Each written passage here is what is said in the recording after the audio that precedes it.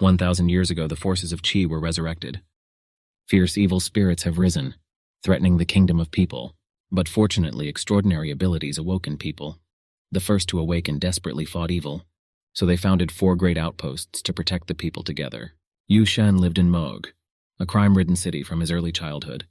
There were almost always fights there, very often with fatal results. Somehow he had an incredible talent. 9 patterns, 9 was incredible. Almost no one has ever had such a quantity.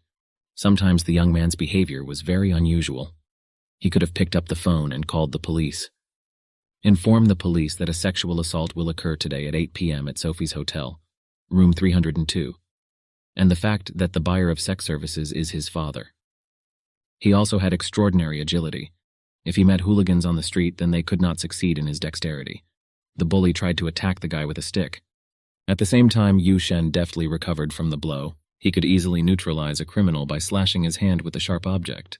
The attacker immediately dropped his stick to the floor, and he began to scream unbearably. His hand was cut. He no longer had the desire to attack anyone. Yu Shen always carried items with him that would help him deal with the hooligans attacking him. He also easily attracted attention. His teacher was confident that the young man would be able to surprise him. The teacher pointed his finger out the window where Yu Shen was passing at that moment, and told someone that this guy should be of interest. It is not as simple as it seems at first glance. A young man who was born in a criminal city. Hope in the struggle of people. Who will he grow up to be? It was already getting dark outside. There was a light shining in the house where Yu Shen lived. There was a note on his father's desk that listed the name of the hotel as well as room number 302. Yu San Shui, the young man's father, was going somewhere. He preened himself in front of the mirror. He was dressed in a fresh suit. He was combing his hair. It was clear that he was trying to look his best. One could assume that he was going on a date with some beauty. He was daydreaming about something and said that at 40, a man is like wine. The final touch to be irresistible is the application of perfume. The father pressed the perfume spray several times. The stream was directed towards the neck area. At the same time, he turned his head to his son and said that food was on the table.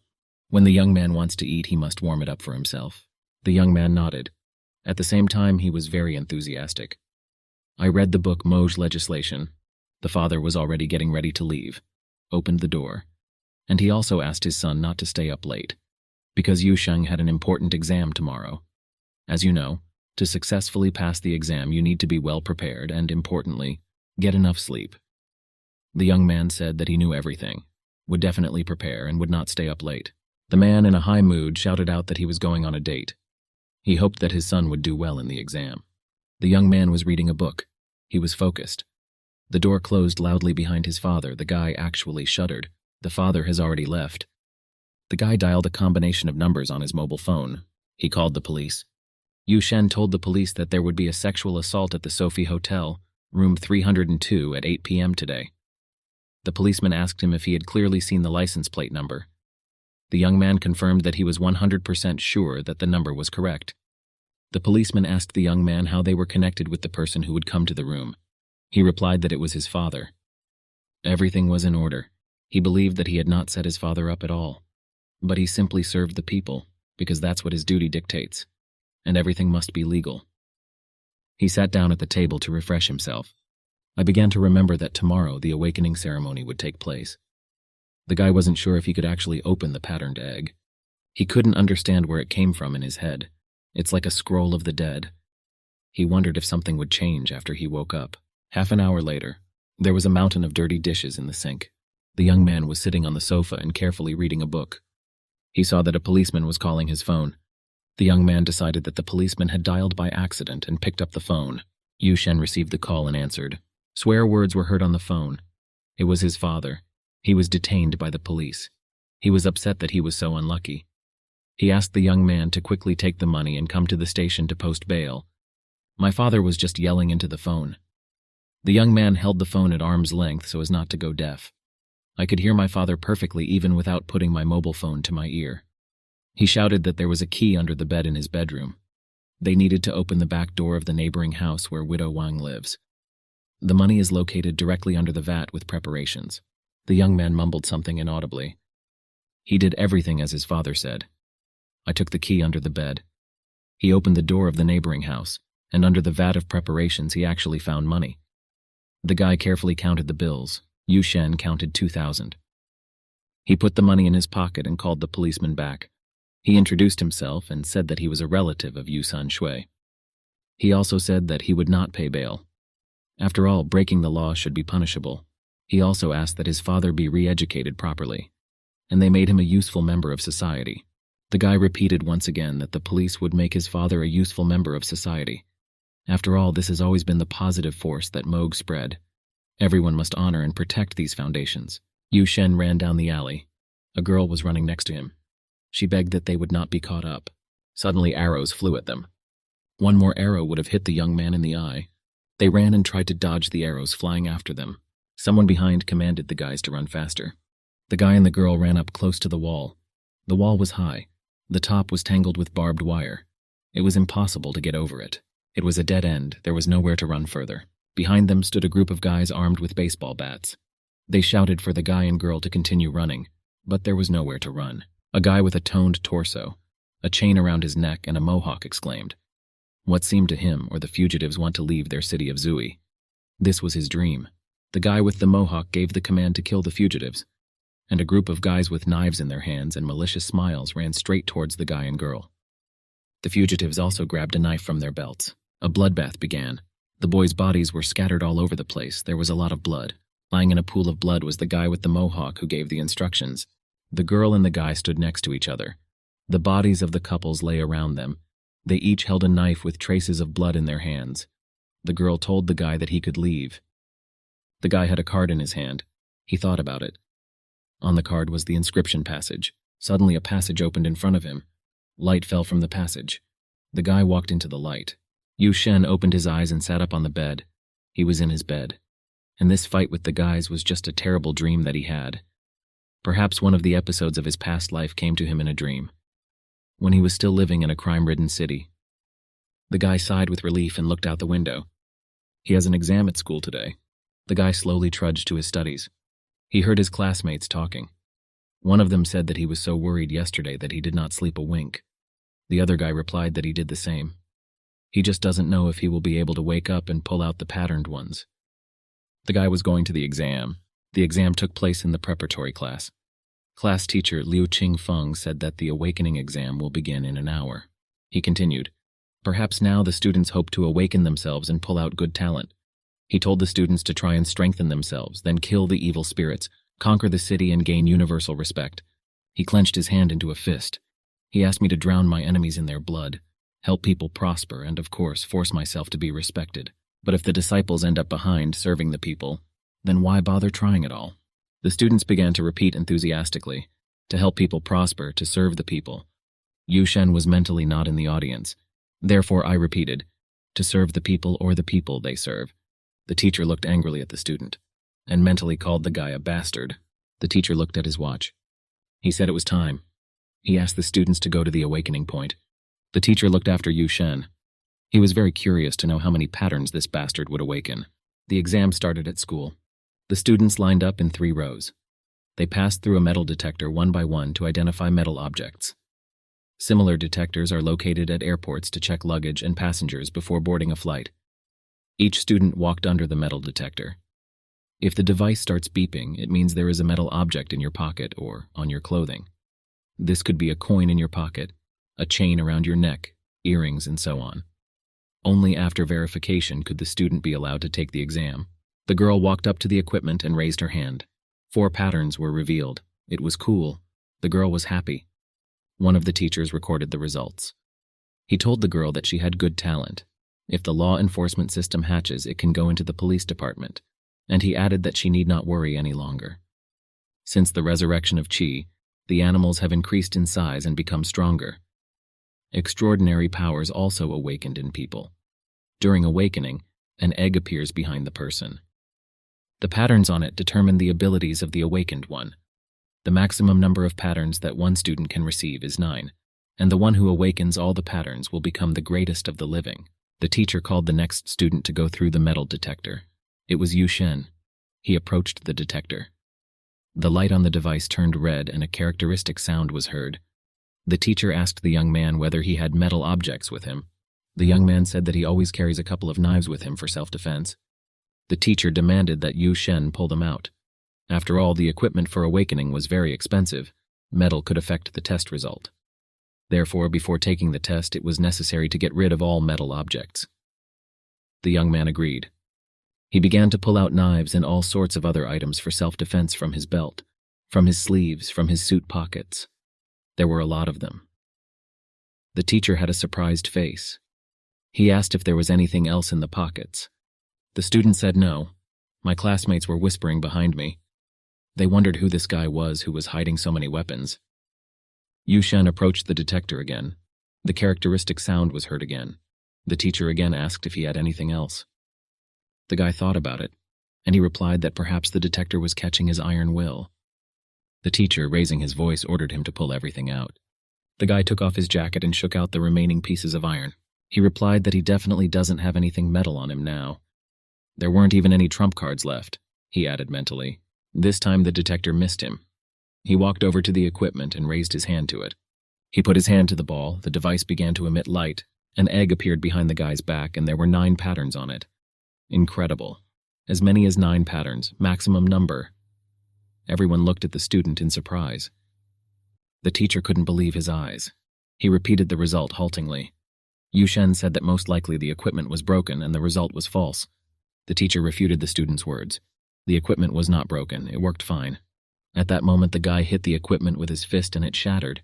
The teacher was very surprised. After breaking expensive equipment, the student repeated once again that it was broken. And this time it was true. Smoke was rising from the equipment. Suddenly the class teacher grabbed the student's hand. He said the youth had damaged public property, and he asked him to go with him.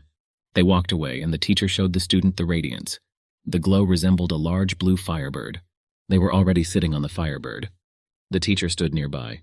Yu Shen did not understand what this meant. The firebird flew high above the school and flew into the distance. The young man sat on it and looked at it as if the students who stood on the field were very, very small. The same scroll appeared before his eyes, which appeared to him mainly in his dreams. Was it really him who reacted this way? Yu Sheng was called to the school principal. The director wearing glasses was sitting at the table. The secretary stood next to him. The teacher and student stood opposite the table. The director began to read the student's personal file.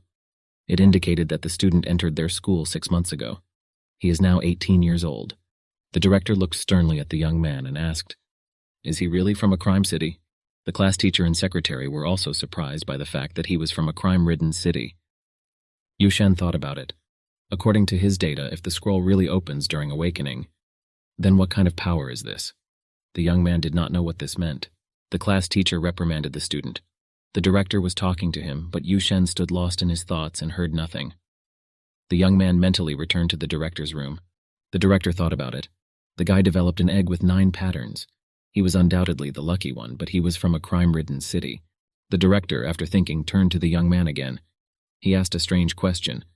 If only he had awakened 6 times, or even 9 times, what would you do? The student replied that he would serve the people. The director clarified whether this guy is really from a criminal city. After all, his thoughts were very lofty. The director continued asking questions. He asked what the guy did before he entered this school. The guy thought for a while and answered. Yesterday his father went to see prostitutes, and he personally reported this incident to the police. Does this count as an answer to the question? The director broke out in a cold sweat. The secretary who stood behind the director began to laugh. The director asked the guy to forget everything they talked about. First, it wouldn't hurt for him to rest. And the director also asked the guy not to tell anyone about the results of the awakening.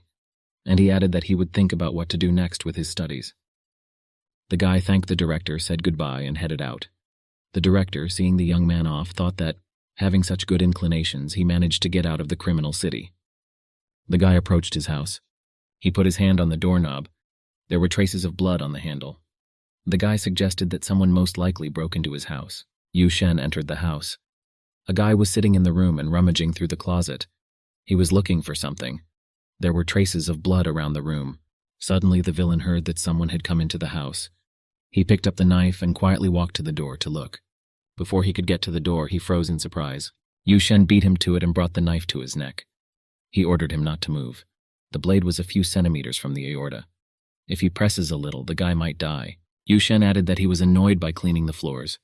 The guy who broke into the house said he was just looking for medicine and didn't hurt anyone. Yu Shen suggested that the healing potion was on the shelf in front. For greater clarity, he pointed to that place with his finger. Yu Shen asked why the guy didn't take the medicine because he was seriously injured. There were bloody trails all over the room. The red-haired guy said that there was nothing wrong and he didn't need medicine. He asked Yu Shen why he still hadn't lowered his blade. Does he really want to kill him? Yu Shen replied that it is illegal to kill outside the crime city, and that's why he won't do it. The red-haired guy breathed a sigh of relief. He said that Yu Shen should think that he owes him his life. The debt is obligated to repay. And he asked the owner of the house if he needed his help. Yu Shen thought for a second and said, if he owed him, then will the red-haired guy kill himself? The guy was scared. He thought that Yu Shen had short-circuited. It was obvious he didn't need his life, and he replied that he was really a murderer and could kill someone for free, but not himself. Yu Shen was in no hurry to lower his blade. He said okay and asked the red-haired guy to kill himself. The guy stood in bewilderment. He burst into tears and shouted that he had done nothing to Yu Shen. Why did he want him dead? Yu Shen explained the reason. Because he broke into his room and stained his floor. If he were in a criminal city now, he would be dead already on the threshold. The guy was surprised when he heard about the criminal city. He did not believe this could not happen because in a criminal city, there is an annual quota for the acquittal of one person. And since Yu Shen was too young, this was impossible. Yu Shen said that the guy is very talkative and he doesn't like it. The red-haired guy began to cry. Tears streamed down his face. He agreed that he had said some bullshit. And in this case, since he committed a fine today, he ordered Yu Shen to begin. The red-haired guy closed his eyes and mentally began to say goodbye to life. He said goodbye to the world. And he said that in his next life, he would definitely become the best killer in the world. He froze, waiting, imagining how Yu Shen would deal with him now. But at that moment, nothing happened. A few more seconds passed, but the guy remained alive. He opened his eyes slightly to see what was happening. Isn't he dead yet? The red-haired guy looked at Yu Shen and asked why he didn't start. The young man replied that murder outside the crime city is illegal, and he can't do it. Otherwise, the police will find him and put him in prison. The guy was taken aback. He asked menacingly if Yu Shen was mocking him. If he doesn't want to kill, he can just let him go. And don't make a show out of it. But Yu Shen was not begging. He was not going to let go of the killer who snuck into his house. He had completely different plans for this. The red-haired guy wondered why his interlocutor was constantly talking about illegal actions. He told Yu Shen that he always repeats the word is illegal, but holding someone against his will is also a violation. It turns out that at the moment, Yu Shen is automatically an intruder and a criminal. Yu Shen was familiar with the Moog criminal code. After all, he constantly read this book and studied the laws. He replied that the Moog criminal code provides for punishment for this, 3 years in prison. In case of serious violation, from 5 to 8 years in prison. Yu Shen asked how old the red-haired guy was. He replied that he was 17. He was a little younger than Yu Shen. Yu Shen thought about it. This guy was only 17 and hadn't even woken up yet. The young man removed the blade from the villain's throat. He sheathed the blade under his clothes. The young man answered the red-haired guy that he could go. The guy couldn't believe his ears. He asked if it was true that he could go. Yu Shen cackled, and he said goodbye to the guy with a hand gesture. The guy was happy. Finally, he got rid of the eccentric and his life is not in danger. He began to quickly run away. He had already reached the front door. Yes, this was exactly the door through which he entered this house. The guy exclaimed joyfully that he was now free. But at that moment, a hand appeared. It was Yu Shen's hand. He grabbed the guy's shirt and squeezed his hand tightly. Yu Shen pulled the guy back into the house. The red-haired guy screamed. He fell to the floor and asked what he was doing. Yu Shen calmly replied that the guy went outside the room. Now it does not restrict his freedom, so this is not considered unlawful detention. The guy was very upset. He did not understand who Yu Shen was and what he had thought of. Yu Shen said that the red-haired guy was seriously injured, since the blood was flowing down his clothes all this time and did not stop. He asked him once again not to move, and he went to get some medicine. The red-haired guy is obliged to wipe all the blood from the floor, otherwise, and Shen threw the guy a cute and a brush. Yu Shen walked to the locker and opened it. It was a cabinet with various medicines. He chuckled and turned to the guy. The guy fell to the floor and began to diligently scrub the floor. He did it quickly. The bloodstains disappeared from the floor at lightning speed. Yu Shen brought the necessary medicine and handed it to the wounded man. The guy thanked him. Yu Shen added that the medicine had expired. The red-haired guy was upset by this. Yu Shen looked at him carefully. He expected exactly this reaction. The The guy was annoyed. Yu Shen was thinking at this moment. Energy is born from negative emotions, but he still needs to evoke them. Yu Shen briefly remembered the package that had appeared in his thoughts so often. This time the guy was joking. He just wanted to evoke negative emotions in the wounded guy and analyze. He said it was a joke. The medicine is suitable for use and is not expired, but the wounded guy needs to drink it immediately. Otherwise, he will die from blood loss within 32 minutes. The wounded man did not know this, and he was very surprised. He quickly opened the box and took a few pills. He also took off his t-shirt and began to rewind himself. Sometimes he screamed. He was in pain. The contemplation of his blood horrified the guy. Yu Sheng watched him carefully and said that he did not look like a murderer at all. He asked the guy whether he was definitely a killer. The guy replied that he only missed once, and he asked to give him some time. His names were Li and Han, and he is 100% sure that he will become the greatest killer in the future. Yu Shen looked at the guy suspiciously. The wounded guy replied that he would forget everything, and he still won't understand it.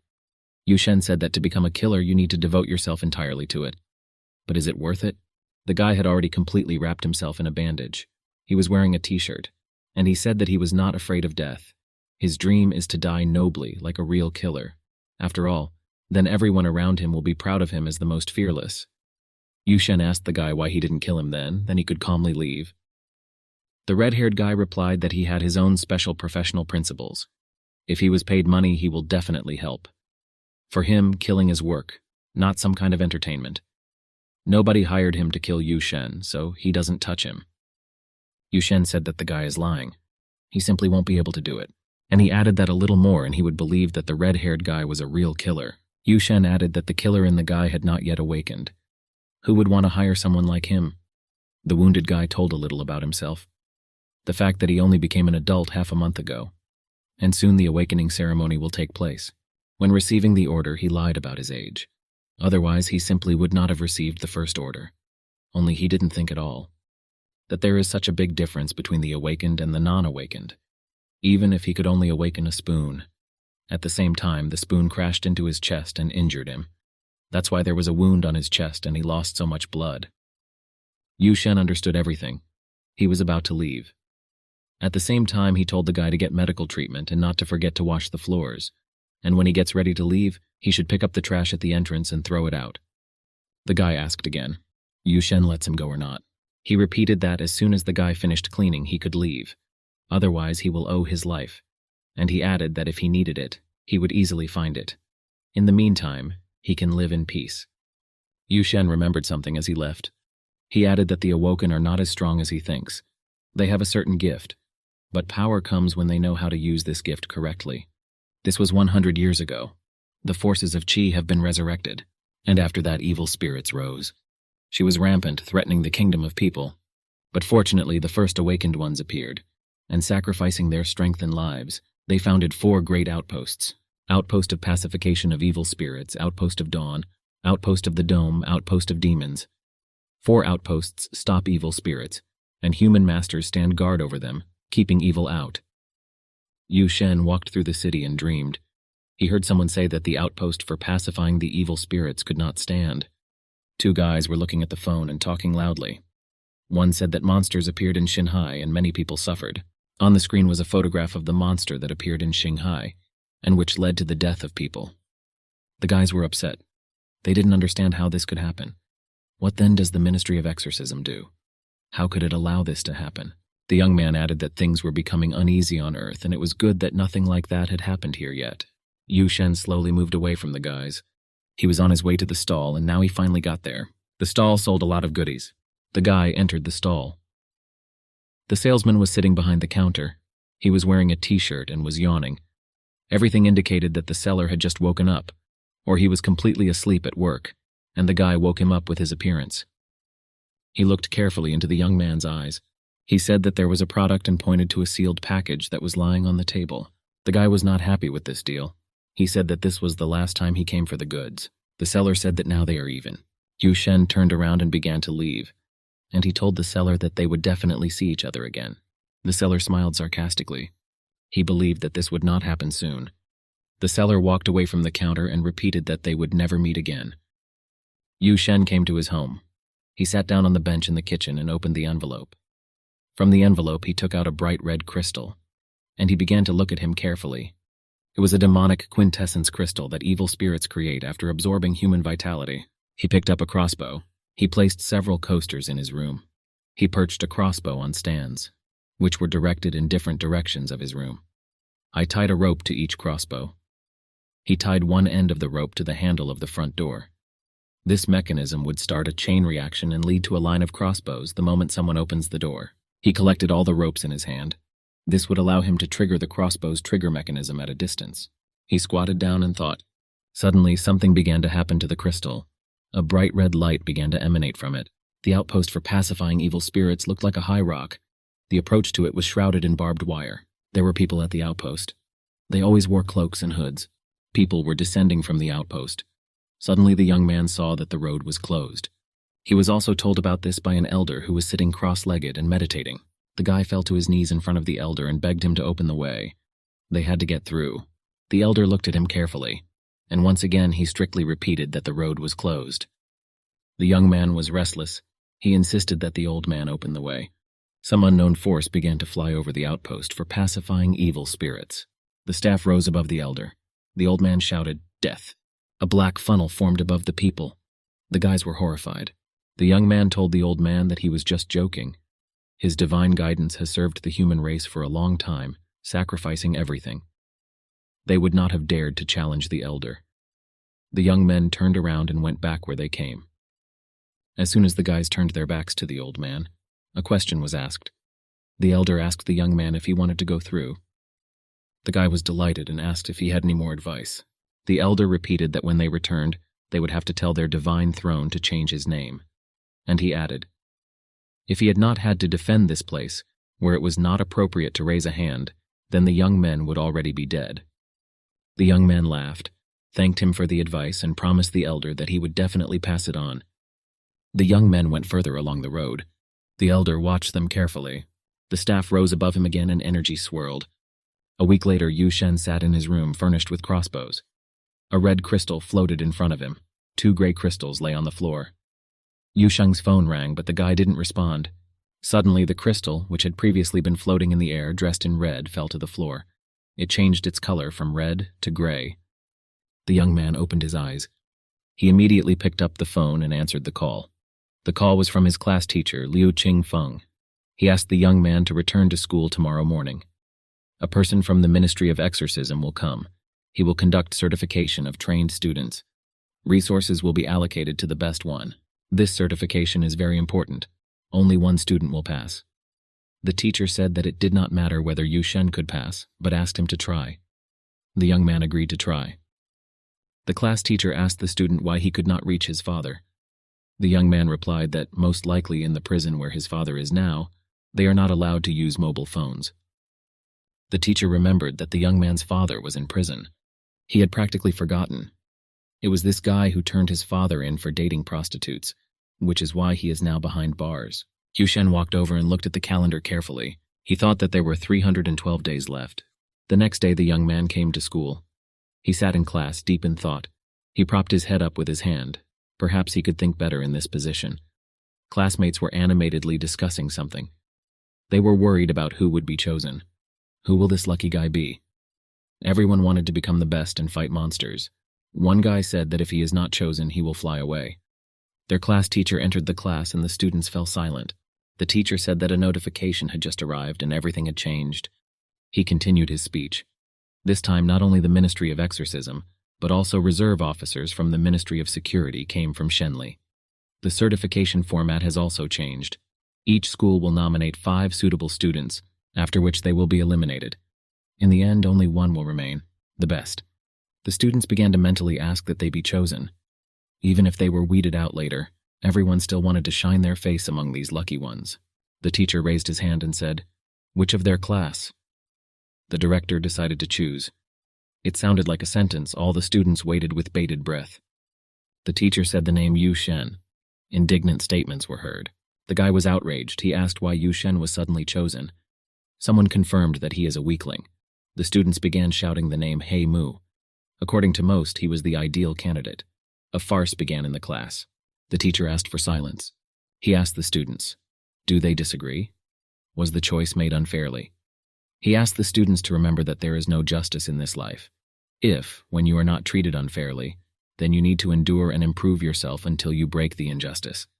And here it is useless to shout. You just need to work on yourself and then everything will work out. The students sat at their desks with their eyes downcast. They were upset. The teacher asked Yu Shen to go to the principal's office, who wanted to meet with the young man. Yu Shen agreed. The young man stood in front of the director. The man looked at the student. He was surprised by the fact that the student was so cheerful. He asked if everything was okay with his father. The young man replied that fraud in a criminal city is expensive. The class teacher looked questioningly at the young man. The director also did not understand what the young man wanted to say with these words. The teacher cleared his throat and said it was time to get to the main point. This certification checks not only the student, but also the school in which he studies. Mobei is a small town. 3 schools are not very famous. Therefore, management is planning a merger. Who will be the director of the new school will most likely depend on this certification. If you act wisely, everyone will benefit. Io, he asked Yu Shen, no matter what happens, not to give in. The young man asked what the price would be. The director asked again in surprise, as if he had not heard his question. The young man said that according to the rules of the crime city, if someone asks a person for something, then in return he must pay him. This is right. Yu Shen emphasized that he would not take on this matter for free. The teacher looked at his student in surprise. The guy was not as simple as it seemed at first glance. The director said that the young man would pass the exam, and this benefits not only the director but also Yu Shen. The guy replied that if he understood correctly, the director needed him to do this, and the exam is just a ticket that someone has to finance. This will be a kind of fee for the service performed. In a crime-ridden city, people who don't follow the rules die quickly. It was clear that the director was angry. He was wondering what kind of city this was, so criminal. The director was ready to give him 3 crystals of the first level. The guy replied that he agreed to such an agreement. He already wanted to leave. But I asked one more question. Will it be necessary to kill someone? The director was shocked, as was his assistant. He cried out in alarm that no, there is no need to kill anyone. The young man said, good, because it was forbidden to kill outside the criminal city. And he added that 3 soul stones were missing. The principal asked the young man to rest on the school bus. And he also said that other students should not worry him. He just needs to forget about them and not worry about it. And also remember that you can't kill anyone. The guy agreed and left. He was sitting on a school bus. Suddenly a guy greeted him. His name was Zhao Zichen. He was from 9B. Zhao introduced his friends to the girl Li Kai and the boy Yang Ruoxin. He asked the young man his name. The young man replied that his name was Yu Shen. The guy told Yu Shen that Mayor Moj would secretly attend the certification this year. Their Mobe was very small, and Moj did not have much strength, so Premier Sun is also Elder Moj, and he believes the best talent comes from there. Previously, Master Defenders also came out of Mobe. They provided resources, then raised a new generation. The Masters left, and the newcomers became Defenders. If you join Moj, you will become famous. And whoever is chosen, everyone will be watching the exam. From the above, it follows that this is a unique opportunity to become successful.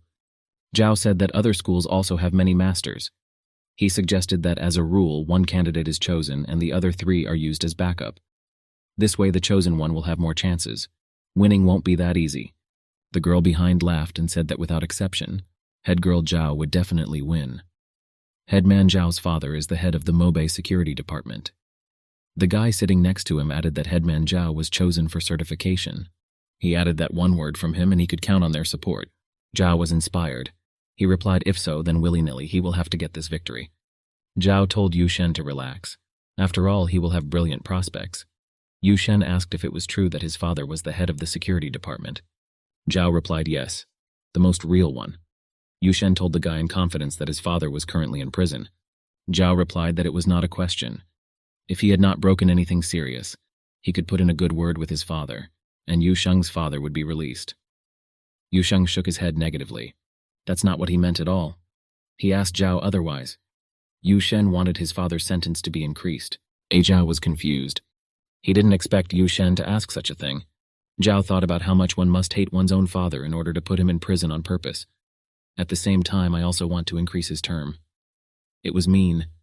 Zhao, lost in thought, looked out the window. Yu Shen was stunned. He didn't understand why the gray energy wasn't exuding this time.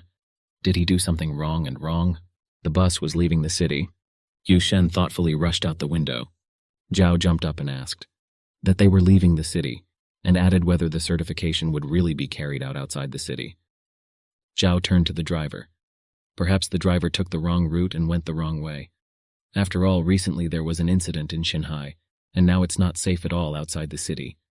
The driver replied that there was no mistake. They changed places for a while. There is an old factory not far from the city. That's where the certification will take place, and the bus goes there. The driver continued that it is more convenient outside the city because there is a lot of space there. He also said that there was nothing to worry about, because they had people from Moog with them, so there was no danger. Zhao agreed and asked the driver to shout when they arrived at the place. After all, the students wanted to take a nap. The driver agreed. Yu Shen didn't want to sleep at all. Thoughts were spinning in my head. The driver shouted that they had arrived. Several school buses were already parked in front of the old factory building. The students left the bus. Zhao exclaimed that they had finally arrived. Everything was as said. Zhao saw a guy he knew. He was surprised that he came here too. Zhao said that Dushu also came. This is the same talent of 6 patterns. The guys began to animatedly discuss Dushu. What a beard he has. How he was able to grow such thickets, and many other questions. Yu Shen moved a little away from the guys. Zhao turned to Yu Shen and said that although they had not agreed in advance, he hoped that the young man would avoid this Dushu, because he was very strong. Yu Shen agreed. Zhao hoped that Yu Shen would not lose, and he called him second. The students approached the doors. In the distance, a warrior was smoking and carefully watching the students. He threw the cigarette butt on the floor and put it out with his foot. The driver went in the other direction. He entered a room with CCTV cameras where a man was sitting. The young man asked how things were. The driver replied that things were not going well. The driver sat down in the chair and began to talk. That students have low vigilance, easily trust strangers, and think naively. A remote city with self-government is just a dream. The driver thought at that moment. He pointed his finger at one of the monitors. Yu Shen was passing there at that moment. And he added that this guy should be of interest. The students were already lined up. The leader came out in front of him and began the story. That this time he will be in charge of the certification. The topics of the certification are not yet known. It is necessary to wait for the people from the Ministry of Exorcism. Then everything will become clearer. The manager reiterated that this was a unique opportunity, and so that the students would hack themselves to death. You always need to be careful and act only with a clear head. If they follow his advice, only then will they have a chance of success. The leader looked at Yu Shen and thought, this time he doesn't know if this guy can surprise him. Suddenly a gate opened behind the students. Everyone looked around in surprise. An SUV drove through the gate at speed. He parked noisily near the students. A foot shod in gray sneakers appeared from the car. A man came out. He was tall, with a slender build, and his hair was styled in a stylish hairstyle. He had black glasses on his eyes, and he held a cigarette in his teeth. He walked past the students, and he approached the manager. The man hugged him by the shoulders. He called the leader Old Man Liu. As it turned out, they were old acquaintances, but had not seen each other for many years. The man asked how the leader ended up here. The leader replied that he works as a teacher and came here with his students, since today there will be certification. The man was surprised. He looked over his glasses at the teacher. He couldn't believe that his old friend was now a teacher. The man furrowed his brow, and then he said that in general it's not bad. At least it's not as dangerous as theirs. He looked carefully at the students, and with a smile he clarified that these girls and boys are his students. The students were whispering among themselves at this moment. They didn't understand this man from the ministry or from Moga. He seemed creepy to them. Damn, he looked straight at them, and some students felt weak in their legs. The man looked carefully at each of their students. He approached Yu Shen and asked if he was afraid of him. The young man answered why he should be afraid of him. The man laughed. He patted the young man on the shoulder and said that this was not bad, and he told Old Man Liu that this guy was interesting. The man addressed the students. He introduced himself to the guys. His name was Luo Tian, and he was from the Ministry of Exorcism of Jianbei Province. He was the captain of the 3rd Squad, the 5th generation of awakened ones. He said that it was enough to know this, and he would not talk about other achievements, because there was nothing interesting there, so there was nothing to boast about. And what about today's certification? And he fell silent for a minute. He needed to think. He took a drag on his cigarette, and I couldn't think of what was better. The disciples looked at this man questioningly. Some thought appeared in his head, and he laughed. He said the guys should win the fight. Whoever wins is the one who stays. Whoever loses will leave. One of the girls exclaimed that this was what the certification was all about. The teacher looked at his friend in surprise and thought that this man had not changed at all. The man said it was time to start, and some unknown force rose above him in the form of a wolf. An unknown force began to move faster. She began to circle, and a circle of light formed. The man said that this circle would be a kind of ring. If a student gives up or steps outside the circle, it is considered a failure and they are eliminated. He quickly chose 2 guys, pointed his finger at them, and ordered them to fight. One of the boys came closer to the ring. He folded his arms and introduced himself. He is the first, his name is Xiao Zifeng, and he asked for instructions. The competitors ran to the center of the circle. They entered the ring and began to fight. One of the guys jumped up and prepared to strike. The other guy also screamed and rushed towards me. The battle has begun. Everything happened so quickly that it resembled a cloud of dust with arms and legs showing. The leader and the man in black watched the battle. Not a drop of military strength was visible. But it's okay. The students weren't from some big city. They were never taught martial arts. The fight stopped. One young man was lying on his back. The winner was Zi Feng. He asked those around him not to laugh at his performance. The man was amused by these words, and he added that Zi Feng won. The man showed the next 2 guys who were supposed to fight next. One of them was Yu Shen, the second was Du Shu. The enemy turned to the young man, and he confidently said that he would beat him. The class teacher looked at his student. He really hoped that he would surprise him. The young men entered the ring. Yu Sheng raised his hand and asked, "Is it possible to use weapons during a fight?" The man said it was natural. He can use any weapon he wants. The students began to discuss. This guy is definitely an idiot to ask such a thing. If he can use a weapon, then so can the enemy. The guys said that Du Shu would make Yu Shen disabled. Zhao suddenly shouted. He asked Yu Sheng not to let them down. It was clear that this guy was worried about Yu Shen. The man exhaled cigarette smoke and said it was time to start. Yu Shen squatted down. With one hand he rested on the floor, the other was pulled back away from him. He pushed his foot off the floor, and with speed he headed towards his opponent, who at that moment was holding a stick in his hands. Yu Shen ran towards the enemy with lightning speed. Blood appeared on the enemy's hand. It was the hand that was holding the stick that was wounded. The stick fell out and hit the floor. Du Shu cried out in pain. He was holding a hand from which scarlet blood was flowing. Yu Shen was holding a sharp metal object in his hand at this moment. Du Shu fell to his knees and screamed hysterically in pain. Yu Shen walked up to him. A knife was already visible behind his back. He put his hand on his face and pushed him. Du Shu fell on his back. Yu Shen raised his knife. Du Shu thought that the young man wanted to kill him. He started screaming that it was just a competition and begged them not to kill him. Yu Shen held his knife over his opponent. He swung and stuck his knife next to his opponent's head. Du Shu was horrified. His whole life flashed before his eyes in an instant. When the enemy realized that he was alive and the young man was just joking, he yelled that Yu Shen was mocking him. At that moment, a man approached the guys. Oh laughed loudly. Yu Shen grabbed his opponent and forced his mouth open. He put his fingers into his mouth. The man with glasses was surprised. He asked what he wanted to do, and he pulled the tooth out of Du Shu's mouth. He looked at his tooth and asked why there was no poison. Most likely he hides it somewhere else. The young man began to rummage through his hair. He was clearly looking for something. The man scratched the back of his head in surprise and asked, "Is he accidentally looking for poison?" Yu Shen said he was looking, but everything is somehow strange. He cannot find where the enemy is hiding the poison. The man asked a question. Is there a possibility that he is not hiding it? And he raised his index finger up. Yu Shen looked at the man carefully, and he said that this could not happen. If he is captured by an enemy and does not have poison, he will not be able to kill himself. His torment will be worse than death. Du Shu had tears streaming down his cheeks. Du Shu thought about it. This is true. Why didn't he hide the poison? Then he could kill himself at any moment. Then he exclaimed that he has no need to hide the poison. After all, he has a wonderful life now. What kind of thoughts are these to kill yourself? A man walked up behind Yu Sheng. He realized that most likely the guy was from a crime-ridden city, and he asked the young man about it. The guy confirmed that he was indeed from a criminal city, and he was surprised that people did not hide poison outside the criminal city. He just couldn't believe it. The man asked the class teacher if he knew about this. The class teacher asked what this had to do with his student. The class teacher said that according to the rules, it did not matter whether he had committed heinous crimes in the past. After leaving the crime city, this is not discussed. The class teacher came closer to the man in black.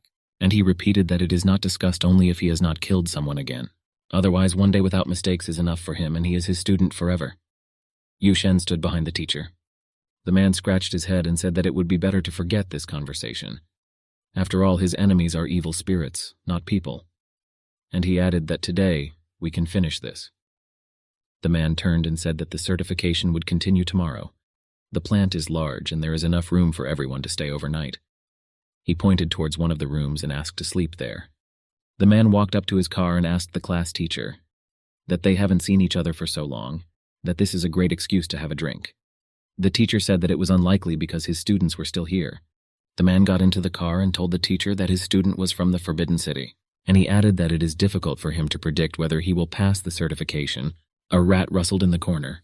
The students entered the room. They were upset. It was dirty all around. It was impossible to sit on the floor, let alone sleep the whole night. They were angry that they had to stay here overnight. Everything indicated that not only cockroaches lived here, but also huge rats. But the students did not know what to do. One young man began to say that he did not want to spend the night here under any circumstances. One of the students approached the teacher. He said there was one thing he didn't understand. The teacher was sitting on the floor and was ready to listen to him. The young man said why it turns out that the higher the talent, the higher the level in the future. Or he's wrong. The young man asked why that man from the ministry did not look at the talents of the others. The teacher said that talent alone cannot lead to the top. Someone exclaimed that there are enough geniuses everywhere. With such a large population, the emergence of geniuses is common. The teacher said that if only talent was needed, then people would have suppressed the evil spirits long ago.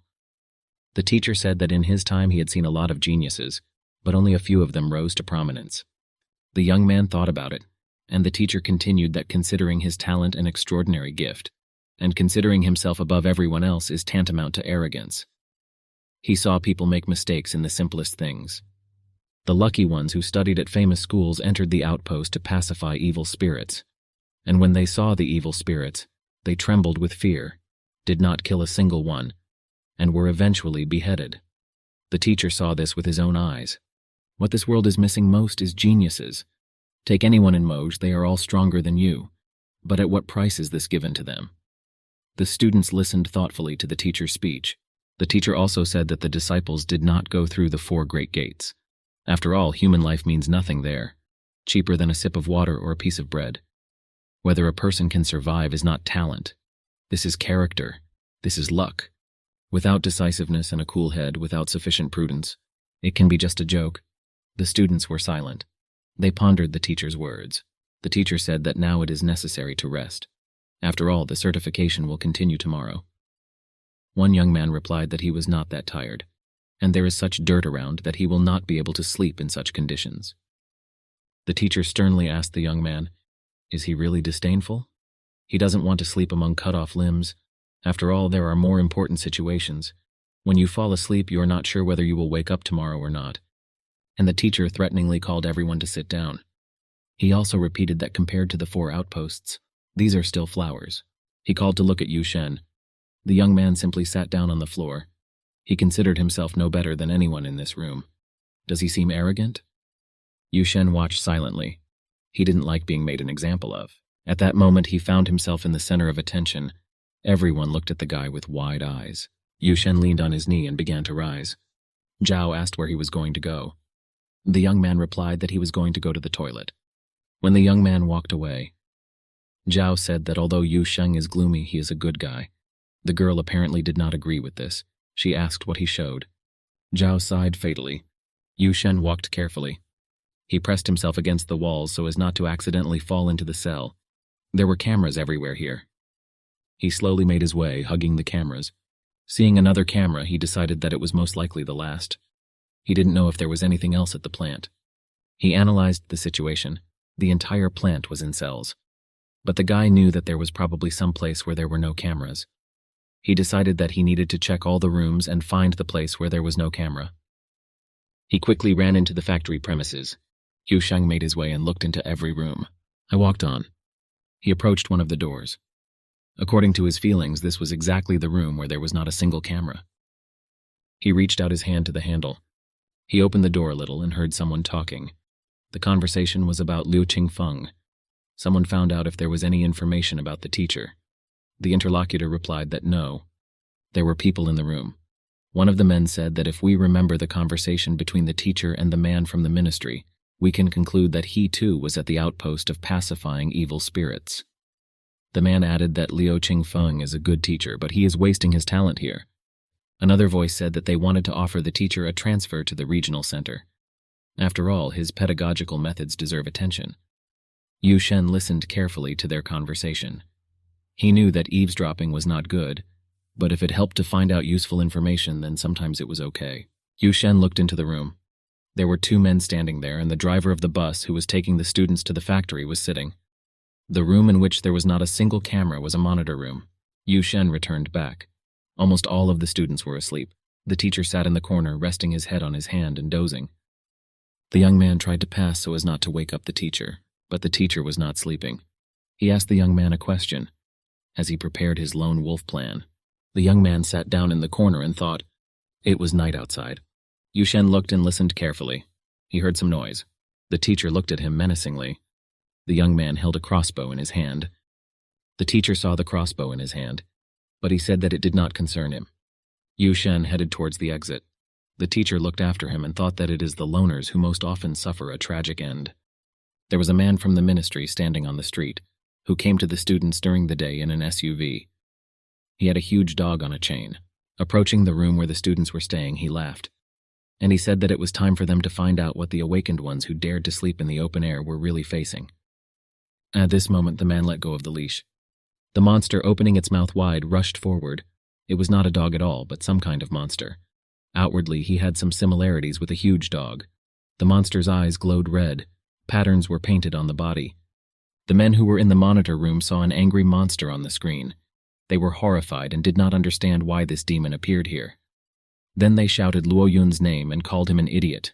They assumed that it was his doing. They couldn't believe their eyes. Did he really want the students to try to kill the evil spirits? But they were still so young and inexperienced. They haven't even finished school yet.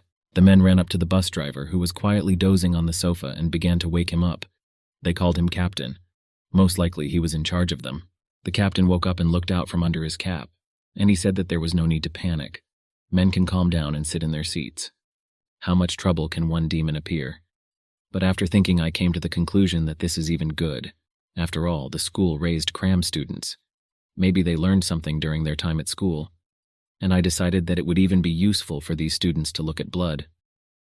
The man sitting behind the monitor screamed. Before doing this, the captain should have thought about the consequences. After all, playing with life is no joke. The captain pulled back the flap of his jacket. He showed the patch on his sleeve. It depicted a demonic creature. He said that this is exactly what can decide whether there will be trouble or not. The man calmed down a little and agreed. The captain lit a cigarette at that moment. He added that a little activity is not a bad thing. He wanted to see what the students were worth. The monster was aggressive. He growled throughout the area and quickly ran through the corridors in search of people. Another second, and he flew into the room where the students were. The students heard about the approaching danger. They had already woken up, and when the monster appeared, they began to scatter in different directions. The disciples could not understand how a demon could be here. The monster walked towards one of the students. The guy got scared and started calling for help. The monster grinned. His mouth was full of sharp teeth. Suddenly, Du Shu stood up for the guy.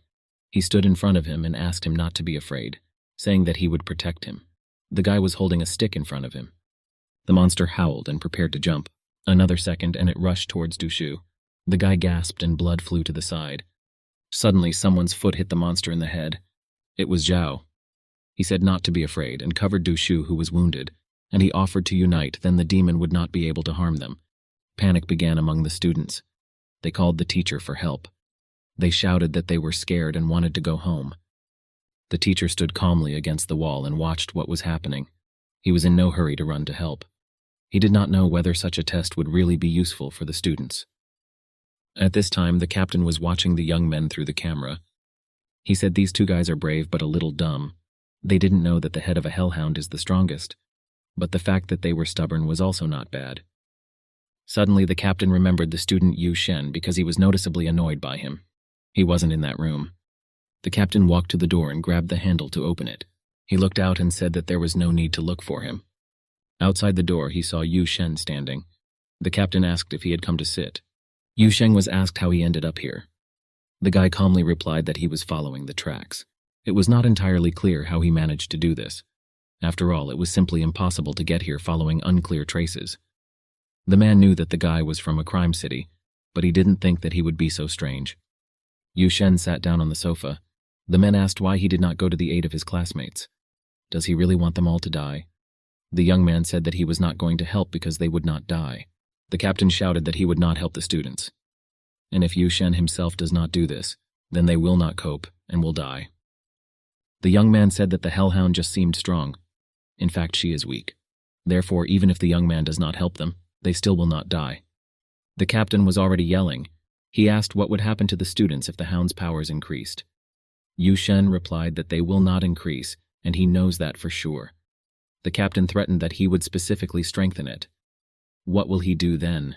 The young man replied that then the captain would indirectly kill the students, or even deliberately.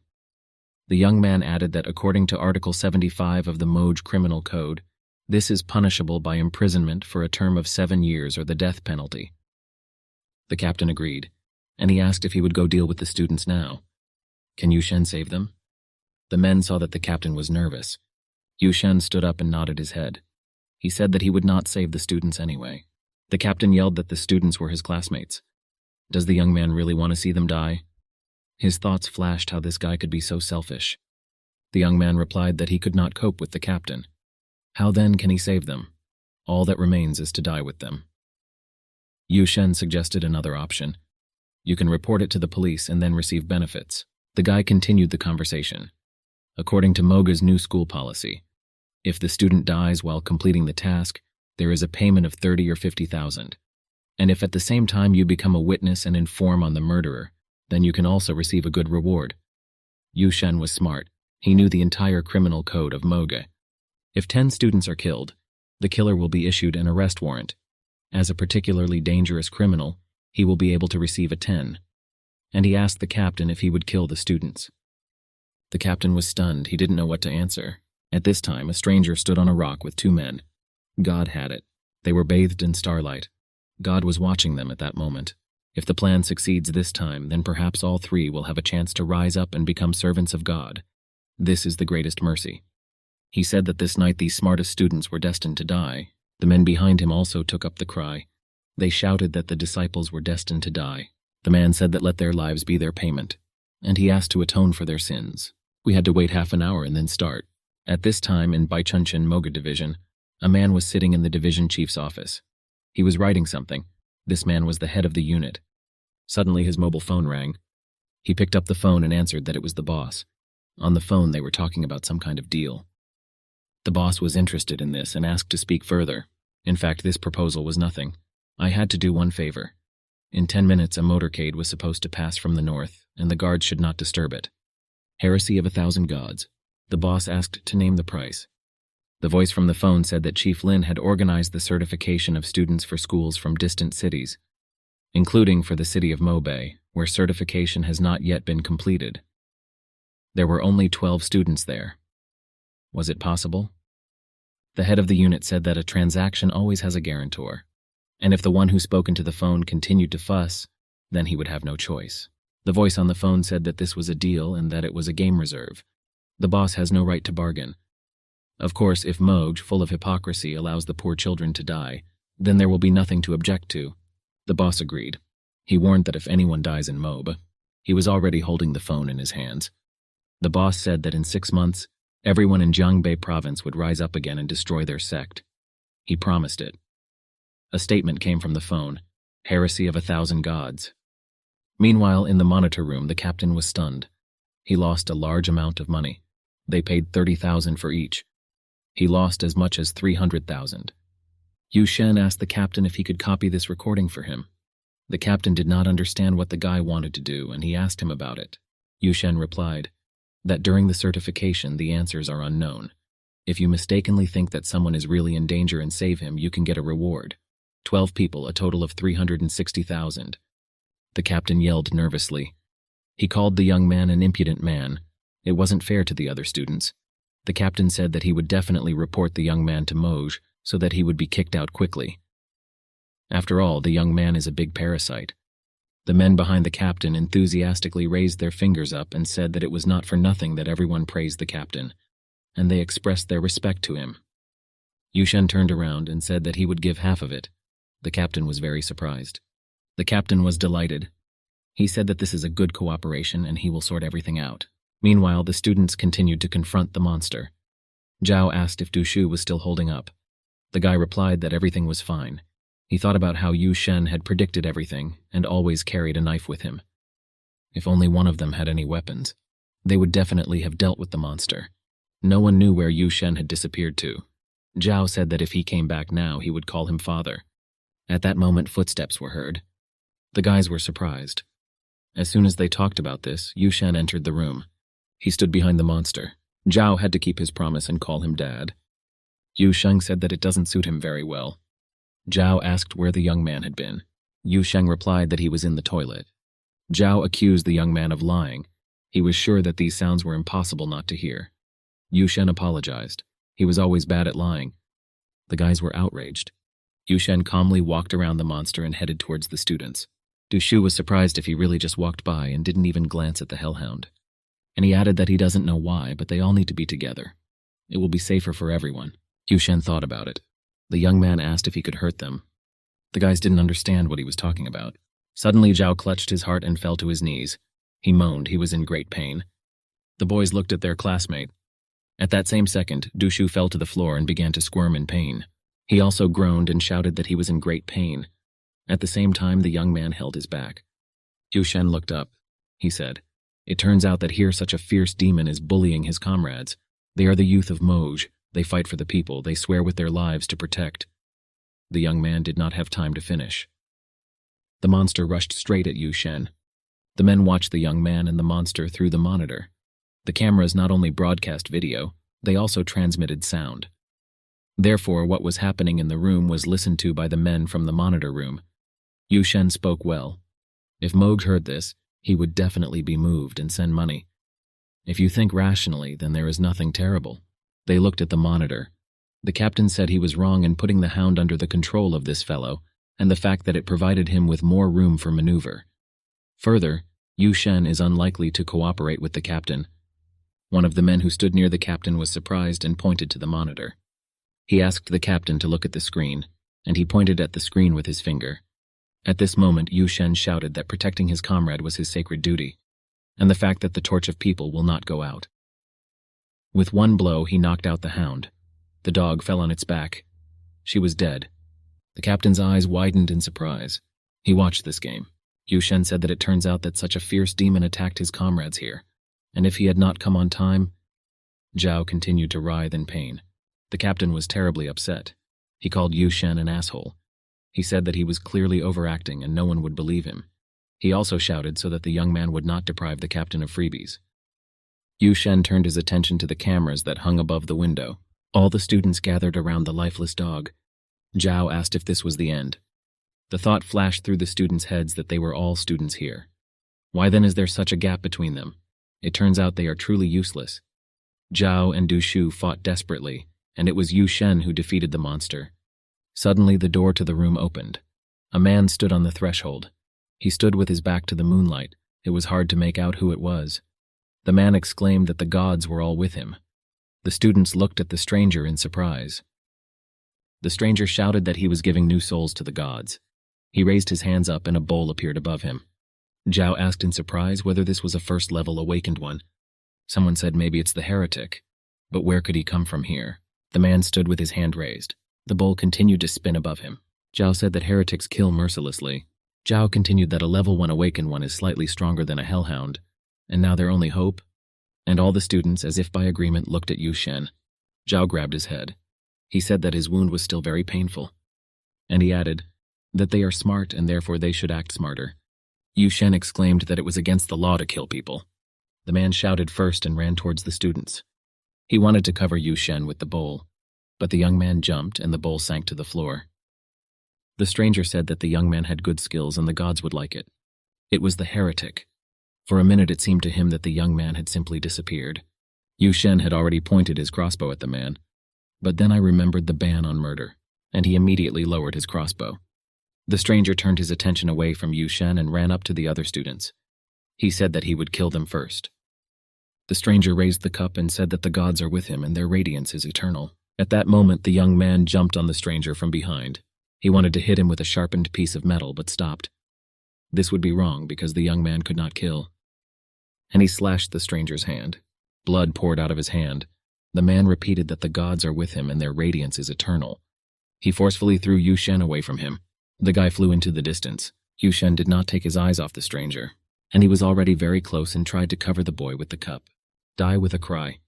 The stranger began to catch Yu Shen with the bowl. The guy pulled away, dodged, did somersaults. He tried in every way to escape the cup. The man watched on the monitor. He said that heresy had somehow returned, and he turned to Liu Yun. The man said that during the certification an incident occurred and the heretic appeared. This had to be dealt with immediately. The captain was horrified when he saw the heretic on the monitor screen. The heretic again headed towards Yu Shen. The young man heard the voice of his class teacher. The teacher shouted that killing the heretic was permitted. The teacher carefully watched the progress of the competition. This boy was inimitable. The teacher once again shouted loudly that the murder of the heretic is not prohibited by law. On the contrary, the one who manages to kill him will receive a reward of 100,000. Yu Shen heard the teacher and held the sharpened iron in his hand. He rushed towards the heretic. He grabbed the heretic by the hand and held it, preventing him from lowering the cup. With his second hand, in which he held a sharpened piece of iron, he swung it, and with a quick movement he slashed it across the throat. The heretic immediately fell to the floor. The disciples shouted that he had killed him, and that the certification is somehow strange. Everyone thought Yu Shen was very cruel. The young man asked what the law the teacher told him about was, why he had not seen it before. The teacher repeated that only those who are truly awakened can understand the rules. Du Xiong exclaimed in surprise, that Yu Shen has now taken the life of a man. The teacher understood.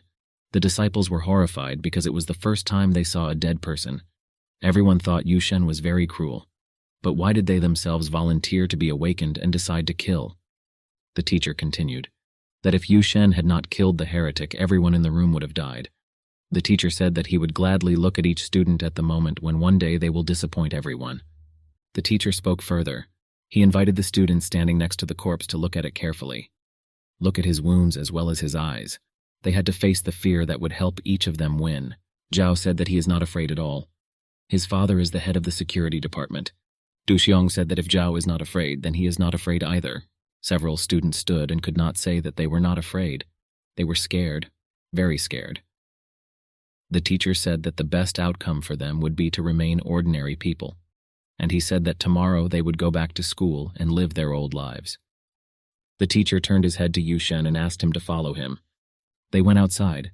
They walked slowly and talked. The teacher asked if the guy had killed before.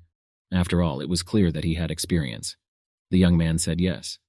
The teacher asked another question the first time he did this. Yu Shen replied that it was around the age of 5, 6 years. The teacher looked at the guy and called him a kid. The young man said after thinking for a second, "In a crime-ridden city, killing is not prohibited. This is par for the course." The teacher replied that among all the students he had met, Yu Shen was the best. A little more, and with his talents, the young man can become invincible. The teacher lit a cigarette and spoke to the young man. He didn't want to comment on his future, but as a teacher, he hoped he had a good heart. He asked his student, no matter what happened, not to point the weapon at people. Yu Sheng said that he will try, but there is one thing. The teacher looked questioningly at the student. Yu Shen continued. Today he decided to fight for what is right and receive the Moj Award. The teacher said that they ate after he saved the people. Moj will not give him money, then the teacher himself will give him the money. Yu Shen took out his blade. The teacher asked what he was going to do. The guy replied, "Is evil spirits really not valued?" He wanted to butcher the murdered heretic and sell him. The teacher said that those who have recently transformed are cheap and their meat is bitter. It would be better to leave this idea. The young man believed the words of the teacher. The young man walked back to the room. At that moment, a man from the ministry approached the teacher. He told the teacher that he had resolved a small misunderstanding. The teacher asked if he could rely on the man from the ministry since they were old acquaintances. The man from the ministry said that there was no need to debug the reward for Yu Sheng's certification. Otherwise, the guy would be furious. If he also finds out that his teacher took the reward, the teacher agreed that he shouldn't delay the payment. Otherwise, in a few years, the young man might come and kill his teacher. The young man wandered around the factory. He saw the monitor room door. I decided to go in and chat with the captain. The captain knew that the young man would come. He was waiting for him. And as soon as Yu Shen opened the door, the captain kindly invited him to come through. He invited the young man to meet. After all, the last time the young man was in this room, the captain never introduced himself. His name was Wang Wenshuan. He exclaimed joyfully that today they had solved everything. The captain revealed that Yu Shen actually saved 2 people. He suggested trimming the video recording. As a result, you can get a double reward. Yu Shen did not agree with the captain. He knew it couldn't be counted. Yu Shen believed that the captain's job was to protect the students. Trimming for money goes against the rules, and those who do not follow the established rules die very soon. After the words were spoken, the captain's face became serious. He didn't think that Yu Sheng had a thing for honesty.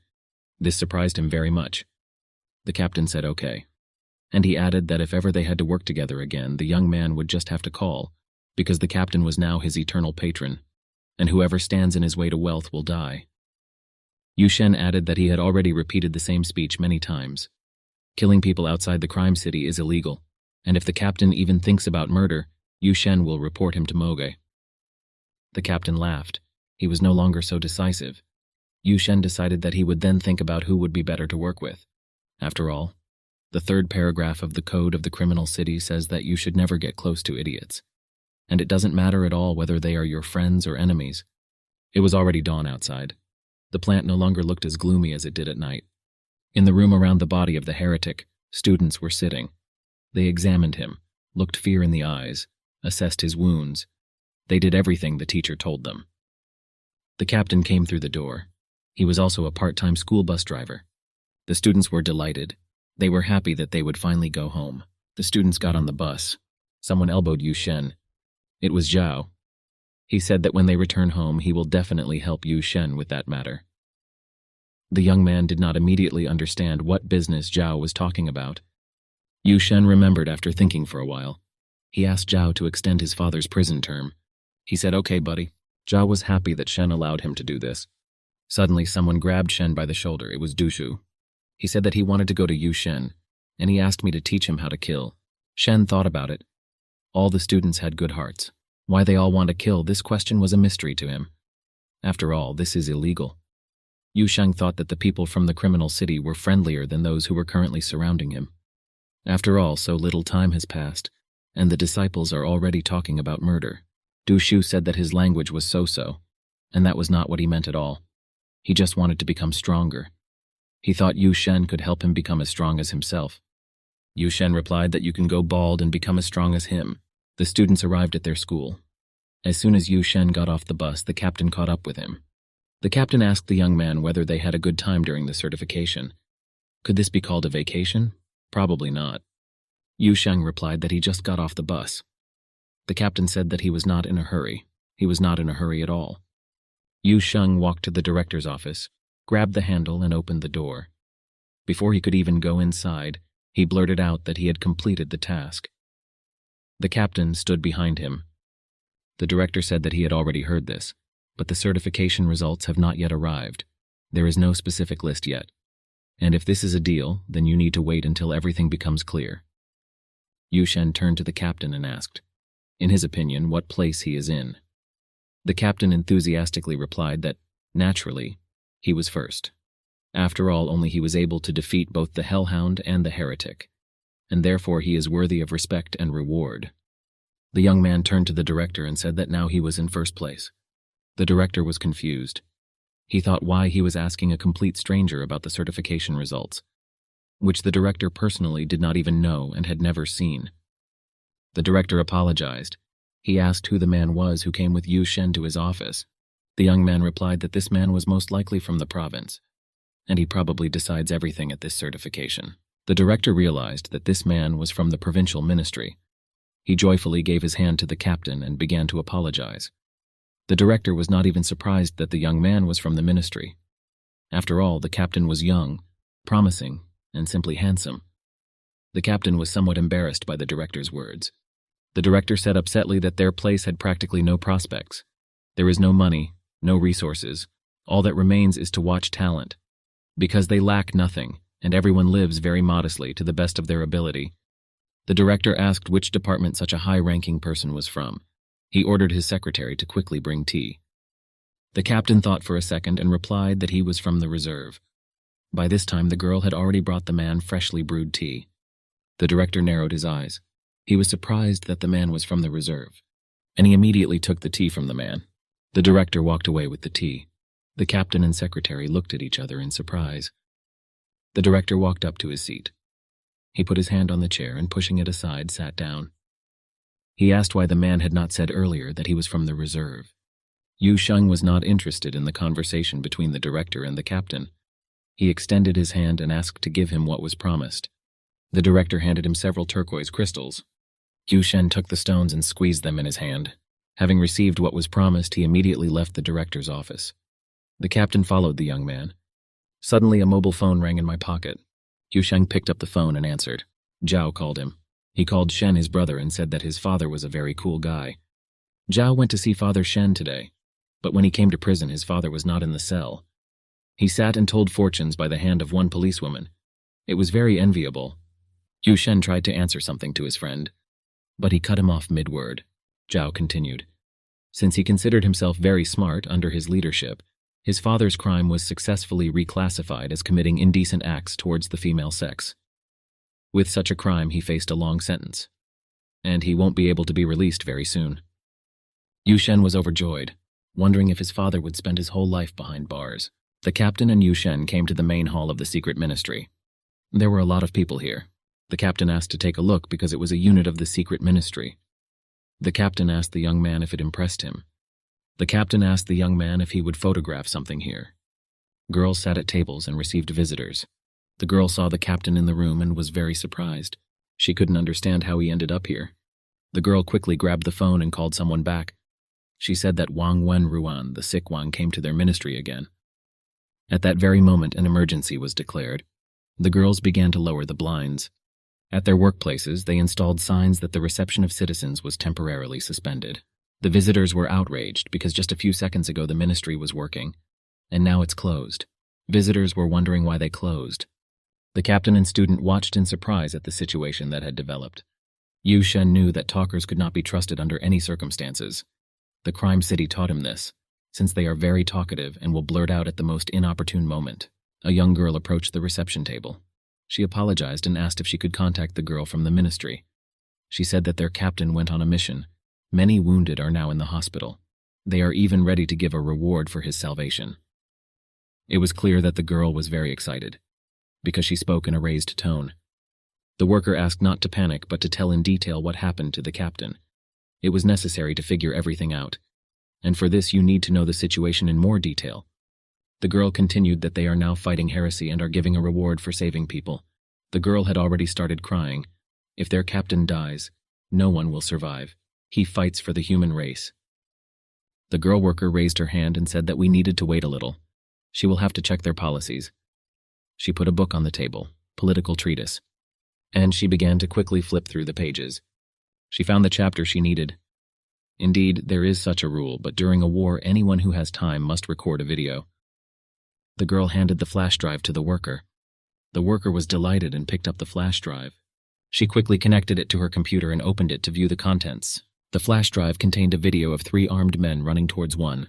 A fight ensued. Men with cuts, bruises, and bumps left the scene of the fight, and one man sat with his head bowed near the wall. The girl was already crying. She asked for help with a task. To delay time, otherwise the captain will really die. The girl worker explained to the upset visitor that no matter how much she wanted it, she did not have such rights. Suddenly the girl rose from her chair. She asked to wait and ran after the leader. The captain was surprised. He didn't know that this was possible either, and said that this crazy woman had an idea. They are professionals, but they themselves made a mistake while working together. The captain decided to take a risk, because there is nothing you can do for money. He began to ruffle and tear his hair with his hands, and he ran to the workers. He asked to save their captain too. After all, he had information that their captain would also die. There was practically nothing left of him. No arms, no legs, only the head remained. He asked the employees to give him a letter of recommendation. Otherwise, she will kill the guard commander Buichunchang, an officer in reserve. He asked for help and tears flowed from his eyes in streams. Xianfan looked at his captain in surprise. Suddenly, the figure of a man appeared behind the captain. The captain was surprised. A tall man was standing right behind him. His eyes glowed red. Yu Shen warned the captain that standing behind him was the very person the captain was talking about a couple of seconds ago. The captain's face was surprised. He started screaming in delight that his captain is brave and powerful. He can kill evil spirits at a distance of 10 steps, but at 1,000 steps around him there will be no one left at all. Could he really die? The girl worker said that the captain is an idiot, and he is next in line. The captain asked if, according to the worker, he could survive with only his head. The captain turned to his captain, whom he had summoned. It was lucky that he appeared at that very moment. They looked at each other in silence. The bus driver grabbed the man's arm. He wanted to explain everything to him. He began to tell the man something in the ear. It was clear that he was talking about the exploits of Yu Shen. The man clarified incredulously. Is this guy as cool as the bus driver says he is? The captain was ready to sign every word he said. The tall man looked at Yu Sheng suspiciously. Somehow he didn't immediately believe that he was rich. The man approached the young man, greeted him, and extended his hand to him. His names were Sen and Mo. The man's name was very elegant. Sen Yi Mo said that he was not used to talking a lot, but if someone offends Yu Shen and Bai Chuncheng, he asked him to inform him. He will be able to explain everything clearly to the offenders. Yu Shen replied that he doesn't really like fighting. What he likes most in the world is money. The man was delighted and hit his chest with his hand. He asked to relax and look at him. He said that he was giving his head to be cut off, that today he would receive the money. To Yu Sheng, the man seemed more and more suspicious. The man said that now it was his turn, and approached the girl who was standing at the table. He said that now it was his turn, and he would definitely succeed. The girl looked in surprise at the man in black. She hoped that he would not interfere with her, and would not spoil anything. A worker appeared in the room. She found a leader, and now they went together to the girl to sort out the situation. The man in black quickly approached the manager and pushed the girl aside with his shoulder. He said that at first he, and what most likely they had already heard from his subordinate, that all that was left of him was his head, and he would soon die. The leader looked at the man. The thought was spinning in his head that this was a hero of the war with demons, but almost every day he beats his thumbs. The manager asked me to wait while he sorted it out. He asked about the girl who was standing next to the man. The worker replied that this was exactly the girl for whom the worker followed the manager. The leader said that such a talented old and young generation had gathered here at the same time. He turned to the worker. He realized that the girl had only recently arrived and did not know these faces. He asked to remember these persons and to blacklist everyone, because they are scammers. The girl worker understood everything. The manager said that they could not complete a single task, but the man didn't wonder. He shouted that this was nonsense. After that, the man hugged Yu Shen's shoulder. He asked the manager if he knew this guy. The manager had never seen this guy before. He asked who he was. The man introduced himself. He is Chen and Mo, a reserve officer and guard commander of Jiangbei province, who has awakened 6 times. Compared to this, his status is higher. He introduced Yu Sheng as his good friend. He said that the guy shed blood for the sake of humanity. For the sake of humanity, he killed evil spirits. The leader looked carefully at the young man. The leader replied that if he indulged these impudent people every day, he would rob Moog. No, he did not agree to this. The man shouted that now everyone would see what he could do with him. The leader and the man were already ready to fight. But they were interrupted by Yu Shen. He coughed, trying to attract attention to himself. He wanted to say a few words. Yu Shen raised his index finger and began his speech. According to the Moj Criminal Code, Chapter Awakened, Article 9, fighting in the city without any reason is punishable by 15 days imprisonment and a fine of 10,000 yuan. Whoever has a greater effect will be punished by imprisonment for more than 6 months and a fine of 100,000 yuan for violating public order. The man was upset. 100,000 was not his order. Yu Shen was ready to apply for the task. But if for some reason the manager delays or does not accept it, then, according to Article 32 of the Law on the Protection of Rights, he will have the right to guarantee his legitimate interests. Yu Shen sat down next to the girl and said that he was carrying out a task. The captain stood aside. They did not understand what was happening to the young man. Is he sane now? Yu Shen mentioned the video. At this moment, the manager turned to the girl worker. He didn't understand why he should be given the task. The girl carefully looked at the video of Yu Shen fighting the heretic. Suddenly, the girl said that there was a visible edit in the video. Yu Shen didn't mind. The video was actually edited, but it was easy to invite a specialist to analyze the situation because the forces were completely unequal. Yu Shen repeated that if not for his help, the disciples would have lost this fight. Suddenly, the manager ordered him to be let through and the entire reward given out according to the standard. The girl understood everything. The girl smiled and told the young man that the application had been submitted for consideration. Within 3 working days, the money will be credited to the young man's account. Yu Shen thanked. He was interested to know the reason. The leader asked the young man if he was thinking about working in the secret ministry. Yu Shen replied that he had no such plans yet. The manager introduced himself. He said his name was Lin, and he works as an assistant to the minister of Mogj, Jiangbei province.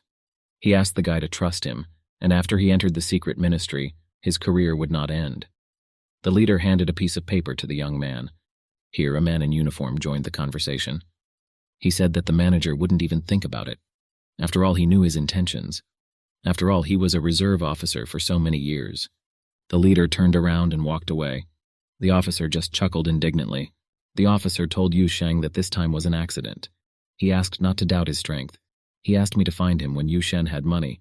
The bus driver wanted to talk about money, but a man in uniform pulled him by the shoulder and asked him to leave. The captains headed towards the exit from the room. Yu Shen remained sitting on a chair near the table. The officer said that it was a lot of impudence in this situation to want money. Yu Shen then headed to school. Zhao met him on the school grounds. He shouted his name enthusiastically. Zhao was very happy that Yu Shen returned. After all, while he was away, the entire management of the school changed. It was their school that won the certification. The other 2 schools disagreed, and there were riots every day. Zhao said that if Yu Shen returned, then everything would be fine, and they will definitely solve everything together. Zhao had tears of joy in her eyes. Yu Shen asked if he was ready for this. Zhao chuckled and said nothing. He also told Shen that the teacher was looking for him. He is now in the breakfast cafe opposite the school. Yu Shen wondered why the teacher was looking for him. He went to the cafe opposite to meet the teacher. The teacher was sitting at the table. The waiter came to his table to take his order. Yu Shen approached and asked why the teacher needed him. The teacher asked to look at the waiter who worked in this cafe. Yu Shen said that this was not the first time he had seen this young man. He heard that his classmates called this guy Lame Wang. The teacher asked how the guy looked at him, and he raised a glass of coffee to his lips. Yu Shen said he looked with his eyes. The teacher said that this was true and there was no need to ask him such a question. The teacher began to talk about the waiter. This young man was once a reserve officer. I underwent training for 2 years. Then, due to the fact that the summary data was not enough, he went to the Dawn outpost. On the 3rd day, evil spirits attacked him at night and broke his leg. He had no other choice but to return back here. That's how it happens. You can train for 2 years but not spend 3 days in war. The teacher only wanted to tell Yu Shen this. After all, for people now everything is not so rosy. The teacher talked and slowly drank his drink. The teacher emphasized that war is cruel.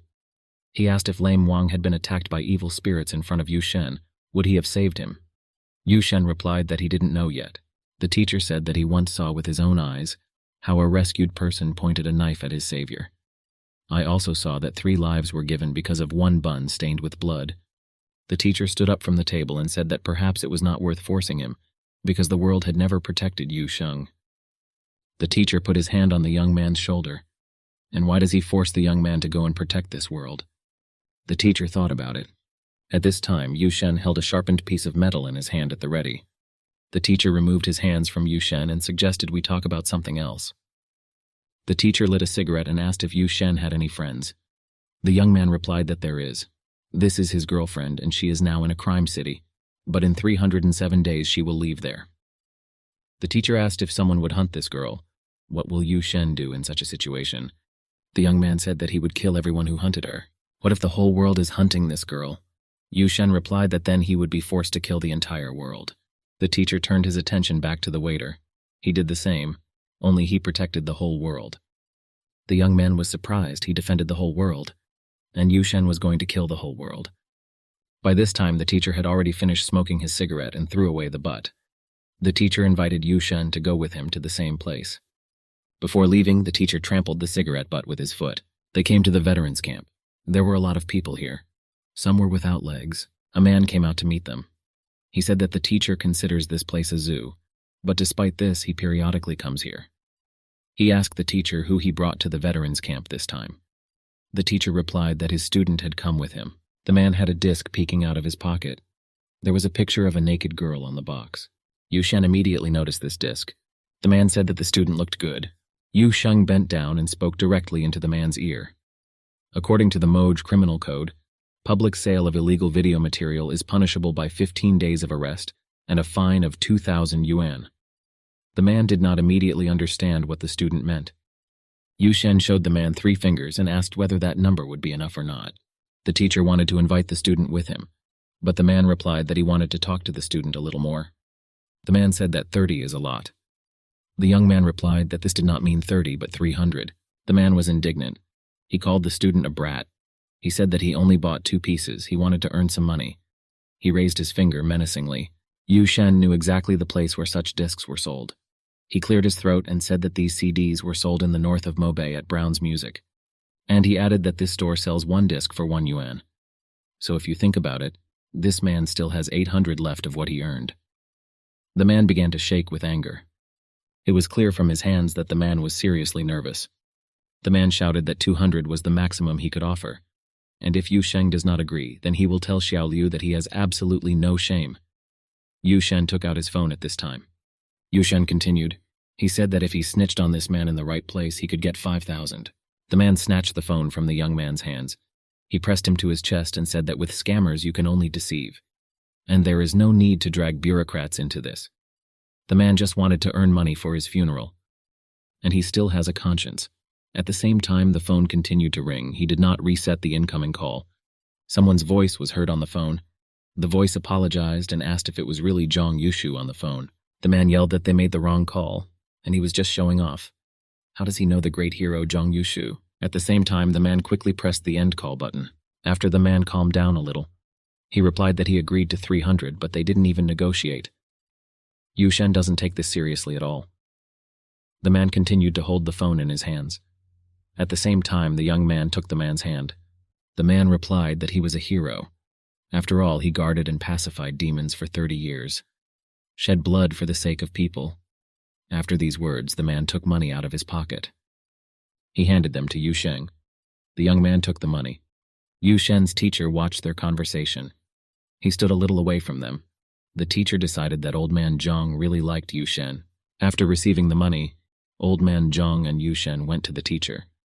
The man told the teacher that he had taught his student very well. The teacher thanked old man Zhang and said that he would try harder in the future. Old man Zhang thought that everyone in stock, without exception, was an idiot, and he didn't listen to him at all. Yu Shen thought about it. He gave old man Zhang some advice. In fact, you can change your management model a little, change the contents of the discs to an anti-fraud one. Then there will be no need to worry. And after that, it will be possible to compete and make propaganda against fraud. Old man Zhang was surprised. This guy knows a little about business. The man asked Yu Shen whether he had already awakened or not yet. The young man replied that this should happen this week. Old man Zhang was very curious about exactly how many patterns Yu Shen had revealed. But the guy remained silent. He didn't want to tell. The man turned his back to Yu Shen and his teacher and began to walk away. Finally, he said that the young man is indifferent. He is very cautious. You need to learn to trust others. The teacher and Yu Shen continued on their way. They approached the trees where there were several graves. Another hole was dug next to them. The teacher said that old man Zhang's wife, son, and parents were buried here. Yu Shen looked questioningly at the last hole dug. The teacher said that the last empty grave was for himself. He lives alone, and under him there have been 2 rulers of evil spirits. The teacher said that people actually live differently, and he doesn't tell Yu Shen to leave today at all. That's not true. Only the human race needs those who have enough strength to protect them. The teacher said that he really hoped that Yu Shen would become that person, and he affectionately stroked the young man's head. Yu Shen was alarmed by such actions from the teacher. It was clear that he clenched his fists tightly. The teacher also noticed this. He was surprised that the guy did not take out the blade this time. This indicated that the guy was beginning to trust his teacher. The teacher said that a crime city is just a crime city, and the world is very huge, and Yu Shen must hear, see, feel it. The teacher fixed his gaze on the sky. The young man also looked into the clouds. Old man Zhang asked not to play with feelings and get out of here quickly. After all, this was his family crypt, not a zoo. The young man and the teacher were surprised. At this time, at the ministry, a man in a robe was talking on the phone. He asked the divine servant to speed up the plan. He said that the last operation in Jiangbei province was too big. Even the Ministry of Exorcism joined in the purge. They suffered serious losses. The man continued to talk to the divine servant. After all, during the certification process, Jiangbei is guarded the most. And if they decide to take action, it could have a big impact on their plan. The man in the cloak replied that he had no more questions, asked the divine servant for forgiveness, and hung up. Since the divine servant was personally involved in this matter, he was sure to know the plan according to which to act. We can conclude that he does not require advisors in this matter. Yu Shen stood in the director's office. Before his eyes was the same scroll, which periodically appeared to him. In the scroll, Yu Shen read that his awakened item was a stick. At the same time, strength tripled, speed doubled, and combat effectiveness increased 10 times. Then you just need to strengthen the weak points. The director snapped his fingers and returned the student to the office, who at the moment was somewhere far away with his thoughts. The director asked, "In the final exam, is there a guarantee that the results will be moved up 10 positions?" Yu Sheng didn't know whether he had such guarantees or not. The director said there was no need to bargain. Yu Shen looked at the director, and there was a thought in his head that according to the rules of the criminal city, you shouldn't be very confident if you don't know all the information. Otherwise, you won't be able to complete the task. The principal said that earlier the threshold was 100. For each promotion in the list, the principal will give a certain amount to the student. And he thought for a minute what amount would be more suitable. The director decided after some thought that he will give the student 100, and as soon as they reach first place, he will receive 10,000. Yu Shen turned around sharply, said goodbye to the director, and was about to leave his office. The director jumped up from his chair and asked the young man to wait. The director stood in front of the door and did not want to let Yu Shen out of his office until they came to a final decision that would suit both of them. The director said that he had a dispute with the head of the education department, and if they rise to third place in the regional list, they will allocate funds to them. Then the director and Yu Shen will be able to divide them 70 to 30. And he asked how Yu Shen felt about this. The young man thought about it. Yu Shen said that climbing up the list and getting a reward is certainly a good thing. But doesn't the director want to earn much more than this remuneration? The director thought about it. The director stood in front of the door, thereby blocking the student's exit. At this, Yu Shen turned around and walked back to the director's desk. He suggested that the director improve his plan. 3 students together can design a school uniform. The director needs to send his approval to management, then advertise on this form. Students from their school will take good places, after which they will give interviews in uniform. At the same time, they will become, so to speak, walking advertising posters. As a result, their school will achieve glory, and they will be happy to spend money on school uniforms. The director was very surprised, because it was the Bible for making money. Yu Shen, in the eyes of the director, was an incredibly smart and intelligent young man. The director asked to trust him and not to worry at all, because the head of the education department, Mobe, was his good old friend from the war, and it is within the power of the director to arrange everything as suggested by the student. Yu Shen asked the director if he was a reserve officer. The director said yes, he is a reserve officer. He did not understand why the student needed this information. Yu Shen decided that if the director is a reserve officer, then he shouldn't be trusted. He remembered old man Zhang's words that only idiots come out of the reserve. In the director's office, the conversation continued. Yu Shen asked about the method of dividing the money received. The director said that the division is very simple. Yu Shen will be allocated 60, and that is quite generous. Yu Shen thought about the director's words. He did not agree with this outcome.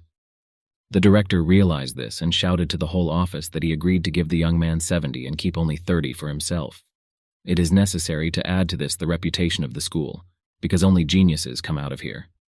The director could not offer less because his connections also cost money. This result satisfied Yu Sheng. They agreed. The director ran to his desk. He said, "Okay, just need to put a stamp on the contract, so that it would be written in black and white that the deal was completed not in words, but in documents." Yu Sheng said that there is no need for an agreement. He recorded the entire conversation on a tape recorder. After this, the young man left, knocking the door loudly. The director thought about it. He just wanted money. Is it possible that Yu Shen, having this recording, will be able to report the director to higher authorities? A week has passed.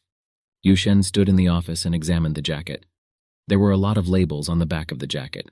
Data about partners, the skills they had, and additional useful information. The director really generalized, the student thought. Before the exam, Yu Shen and Zhao were in the gym. They fought. Zhao begged Yu Sheng not to hit him. Zhao's face was already broken and blood was flowing from his nose. He begged Yu Shen to beat him at least more slowly, allowing him to come to his senses. Yu Shen swung again. Zhao braced himself for the blow and narrowed his eyes. At that moment, the blow hit the bag. Zhao held the pair in front of him. Zhao was outraged. He knew that Yu Shen was kind, but it was worth saying that he was in great pain. Du Shu watched the fight. The young man knew that he transferred to this school for a reason. He too must increase his combat effectiveness. At this moment, Yu Shen grabbed Zhao's leg and slammed him to the floor. He tossed Zhao from one side to the other. Zhao yelled at the entire gym. Du Shu could no longer watch this fight. He said that for the sake of the exam, he could intervene and rushed forward to the guys. Zhao was foaming at the mouth, and Yu Shen continued to pull him by the collar of his shirt. Yu Shen finally finished. The bloody bodies of Zhao and Du Shu lay on the floor. Yu Shen went outside and stood under the wall of the school. At that moment, a teacher was passing near the gym. He asked Yu Shen what he wanted. The young man thought this.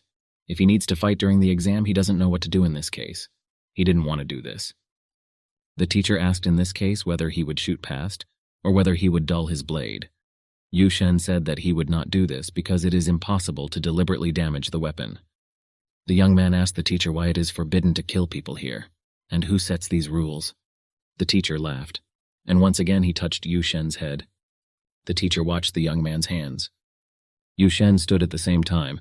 His hands were in his pockets. The teacher asked if Yu Shen remembered that veteran in the cafe. The teacher's hand was on Yu Shen's head. The young man replied that he remembered. The teacher said that tomorrow he would also go to a camp for veterans, because his only son also went to the reserve. The teacher said that Moog has been pushing him all the time lately.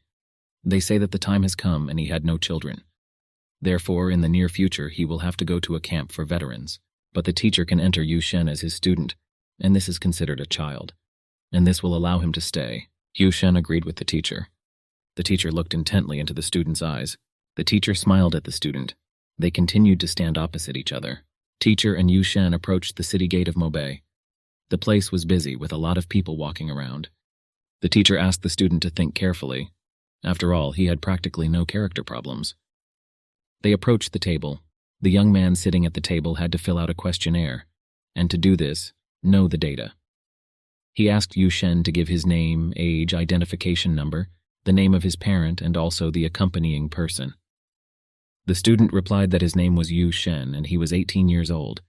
The young man at the table clarified that the man who accompanies the student is his father. Yu Sheng replied that his father did not come. The teacher asked to write down his name, Liu Qingfeng. After all, he is his teacher and guardian. The people around were excited and scared. They did not understand what happened and where this explosion came from. The teacher thought that the explosion occurred in the direction where their school was located. Most likely this happened at their school. The man who filled out the form shouted that the heretics had staged a rebellion. Their Moog has already sent people to deal with them. Everyone needed to calm down and get back to their business. The teacher said that Yu Shen is the first in the province, and the teacher is waiting for him. Yu Shen raised his hand and energy swirled around him. People ran away in panic. At the same time, the teacher was calm. The man blocked the teacher's path and said that the city was dangerous and he should not go inside. The teacher revealed that he was a Zhangbei reserve officer.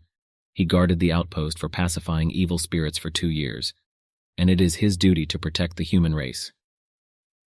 A shining sword appeared behind the teacher's back, and since he is a teacher, it is his duty to protect the students. People crowded around the teacher. The man introduced himself as a reserve officer of Zhangbei Division 305, AD 141, Dawn Outpost. One of the men also introduced himself as a reserve officer of Zhangbei 309th Division, 145 AD, Demon Outpost. They kept repeating that it was their duty to protect the human race, and they are unconditionally ready to immediately protect people from heretics. The man shouted after the teacher and some other men that it would not be so easy to get through, and he will wait for them here, and also ask them to return with victory. The man thought that earlier, when people were attacked by demons, the defenders stood to the end. Men in raincoats were already approaching the school building. There were many of them. The captain, who was the school bus driver, said that the heretics actually dared to attack the school. He warned everyone present that they needed to act. One of the girls confirmed that we need to act quickly. The girl with the lollipop suggested fighting to the death. it would definitely be faster. There were shouts on the street. They were addressed to the servants of God in the cities of Mobe, Xinhai, and Changchun, and asked to be directed to the true path. The captain said since Moj is not here now, he will lead the troops in his place, and he called to start. He wanted to end the battle in 5 minutes. But those who violate his order, no matter whether he is alive or dead, his head will fly from his shoulders. Suddenly the captain heard someone speaking to him. The voice said that the boy who had barely joined the reserves was already such an idiot. These words were spoken by the schoolteacher. There was another officer standing behind the teacher, and he said that he remembered this child. He was beaten every day in the army, and he cried a lot. Now this child has already grown up a lot. The captain was distracted for a minute and laughed. At that moment, the officer knocked the captain down. The captain fell to the floor. The teacher said that if you were distracted for just a second, you could get beaten, and he called the captain a loser. The teacher, holding a sword in his hand, stood in front of the heretics. Behind him stood a group of people. The heretics came very close. The teacher asked everyone to listen to his command. He called for blocking the gates to prevent new victims. He said that he brought people who are capable of protecting the school. The battle has begun. The heretics were armed and strong. This happened in the city, but in the camp it was quiet and calm. At this time, Zhang was fishing and watched the float. The float was periodically touched. Most likely, the fish swam to the bait. Footsteps were heard behind him. Someone carefully approached the lake, and someone called him loudly. It was the leader. Old man Zhang shuddered. He was enjoying fishing and didn't expect anyone near the lake to disturb him. He asked what happened, if someone had died, and he said that the leader scared him very much. Zhang sat calmly and held a fishing rod in his hands. He continued to watch the float. There was a feeling that at that moment nothing bothered him at all. The leader approached him with a request. Lin Feng from the 4th generation asked him to return from seclusion. Zhang breathed a sigh of relief. He thought that Mai Day himself had appeared. He asked the manager to leave, because he had absolutely no intention of returning. He felt quiet and calm here, and he did not plan to fight for peace again and protect people from evil spirits. Zhang said that if he appears at the outpost with the level he now has, he will simply be blown away by the wind. He no longer has the strength that he had 10 years ago. He gradually squandered his skill, and he just doesn't want to participate in it. After all, most likely there are younger guys who can protect against evil spirits. The leader begged. He said that since the advent of Qi, the 1st generation almost completely died. There are very few people left from the 2nd. At the same time, the 3rd generation holds the front very weakly. It is simply necessary in the city. Without him, the outpost of pacifying the evil spirits cannot be resisted. Zhang replied, no matter what happens, he is not ready to participate in it because he is already too old. The manager took out some kind of box. It was small in size and brown in color. He asked and begged respected Zhang to return from seclusion. The leader opened the box he was holding in his hands. There was an orange ball in the box. The ball looked like a pearl. Zhang turned around and looked at what the leader was offering him. He asked if he eats this, his body will become the same as before. And he also said that they really spent money. At the same time, his face brightened noticeably. He was no longer so categorical. This meant that he accepted the idea that he could return to the city. The leader said that Mobe was attacked. At the same time, riots occur in the city itself. If Zhang does not help restore order, he will simply witness the death of people. There is an invasion of heretics in the city. There are a lot of them, and the defenders can't defeat them all. Zhang thought about it. Is the leader really threatening him with the lives of ordinary people? The leader said that he agreed to any of Zhang's conditions. After all, he is fighting for Mobe. He had nothing more to offer. The leader knelt down in front of Zhang. Zhang turned and picked up the box that the leader was holding out to him. He sighed. He simply had no other choice. He should help. This is his responsibility. Zhang turned around. Someone asked him a question. Will their support of the human race return? Behind him stood 3 young men dressed in black cloaks. The young men repeated in one voice. The teaching of 1,000 gods, the servants and protectors of God, greet respected Zhang. These were the heretics who attacked Mobe. Zhang was surprised whether heretics were standing in front of him. Bringing these 3 with you is not enough. The heretics replied that this was completely unimportant. And if Zhang eats this medicine, then within 3 days the demons will begin a large-scale battle for the outpost of pacifying evil spirits. Zhang said that the guys were talking nonsense to scare him, and he took the medicine from the box in his hands. At that moment, the flashes started flashing. The heretics carefully watched what Zhang would do. Zhang brought the medicine to his lips and put it in his mouth. He quickly swallowed it. The man didn't even need to drink water. The capsule was small in size. At this moment, the flashes began to flash. A magic spear appeared behind the man's back. This was his secret weapon, which appeared when it was necessary to fight. Zhang felt a surge of strength. As it turned out, he was not that old. The heretic shouted something about the 8th Bodhi, and the fact that this cannot be. Even if Zhang recovers, he still needs the 7th Bodhi. Zhang replied that they tried a lot to hide their spy in Moge. The heretic was at a loss. He did not understand how Zhang guessed. He narrowed his eyes. Meanwhile, Zhang stood and looked at the heretics. Behind him, the force, which was represented in the form of a hand, took a spear. Zhang answered the heretic that he had talked enough, and it was time for him to say goodbye to this world. The hand began to spin the spear right in front of the heretics. Another second, and the heretics were struck by the spear. Blood splashed in different directions. Some of the heretics had blood flying straight from their mouths. This spectacle was not for the faint of heart. After the battle, Zhang approached the still slightly alive heretic. The heretic lay in a pool of blood and struggled in death convulsions. With the last of his strength, he asked that before he died, if Zhang could answer one of his questions. But Zhang replied that he couldn't, and he didn't have time to talk to him. The heretic at that very moment said goodbye to life and fell to the ground. His body was already lifeless. Zhang turned to the manager. He ordered to call Chen Mo and tell him to get the nets. The manager didn't seem to understand what he was told. He asked again in surprise. Then Zhang once again asked to just call him. And the manager took out his phone to make a call. The manager dialed the number. He introduced himself as Zhang and asked to take out the nets. The voice on the other end of the line understood everything, as if it had been waiting for this call. Zhang sat down back to the place where he had been fishing before. The manager was outraged that in such a situation the man continued to fish. At the same time, Zhang launched the float through himself. He asked if they all really came out of Lingnian Academy as such idiots.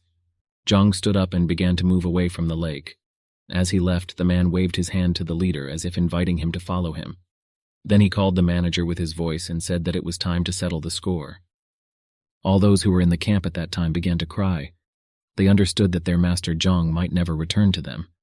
And they were very hurt by this thought. They got used to him and did not want to let their master go. After all, anything could happen to him. The demons were insidious and approaching. On the other hand, only Zhang could protect all the people. Zhang replied that if his old bones could still serve humanity, then it would be worth it. He went off into the distance. The veterans watched their master until he disappeared. Meanwhile, Yushen was getting to the exam venue. He walked slowly and was completely calm. In his hands he held a loaded crossbow. He always felt much calmer when he had some kind of weapon in his hands. When he approached the exam site, he saw several creatures. Outwardly, they looked like wolves. The paws had sharp claws and the body was covered with thick brown fur. After analyzing the appearance of the creatures, he decided that using a crossbow would not be able to kill them. And just then he thought about the stick. At that moment, a stick appeared in his hands. She came out of nowhere and radiated light. Yushen realized that he had awakened. And now this is his secret weapon. At that moment, the monster's eye noticed Yushen. The monster jumped and flew straight at the young man. He had long, sharp claws. The mouth was open. White teeth were visible from it. The eyes glowed with turquoise light. The young man was not afraid and was ready to take the blow because by that moment he had already awakened. Yushen held the magic stick tightly in his hands. She also emitted light. He pointed the stick at the monster flying in the air. Yushen hit the monster with a stick. The monster felt dizzy. His pupils began to roll around in circles. At that moment, the young man took out his blade and waved it. Yushen was always ready for battle and therefore carried with him an entire arsenal of weapons, which he skillfully hid under his clothes. At the moment the monster approached, the young man hit him in the chest with a blade. Scarlet blood flew to the sides. The monster roared. Yushen liked this attack. It was very effective. The blade saved him more than once in difficult situations. Yushen looked back. There were many monsters in the area. Their eyes sparkled with red light. In the middle of the clearing stood Yushen's stick, which emitted light. And the closer the creatures approached her, something strange began to happen to them. Their eyes began to roll. It was a kind of hypnosis. They looked at the stick without taking their eyes off. And they didn't seem to notice the young man behind them. At this moment, Yushen pushed off the ground and jumped towards the monsters. He swung his blade around himself. He mercilessly slaughtered the monsters that surrounded him. Blood flew in all directions. Yu Shen fought with them all night. The battle ended at dawn. The bloody bodies of the monsters were scattered at the edge of the forest. There were scarlet bloodstains everywhere on the grass. The young man stopped the moment he made sure that all the animals were dead. He stood at the edge of the forest, holding a blade in one hand. At that moment, a bird flew in. She sat down on a tree not far from Yu Shen. The bird attracted the young man's attention.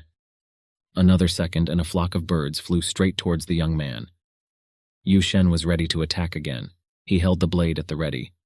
Yu Shen began to swing the blade around himself. He cut the birds one by one. Yu Shen realized that these were not ordinary birds. Most likely this is another stage of the exam. Blood flew in different directions, and lifeless birds fell to the ground one by one. The man stood on a tree branch and was surprised that the animal spirits had already died. This happened in a very short period of time, just 15 minutes. He couldn't understand how it happened.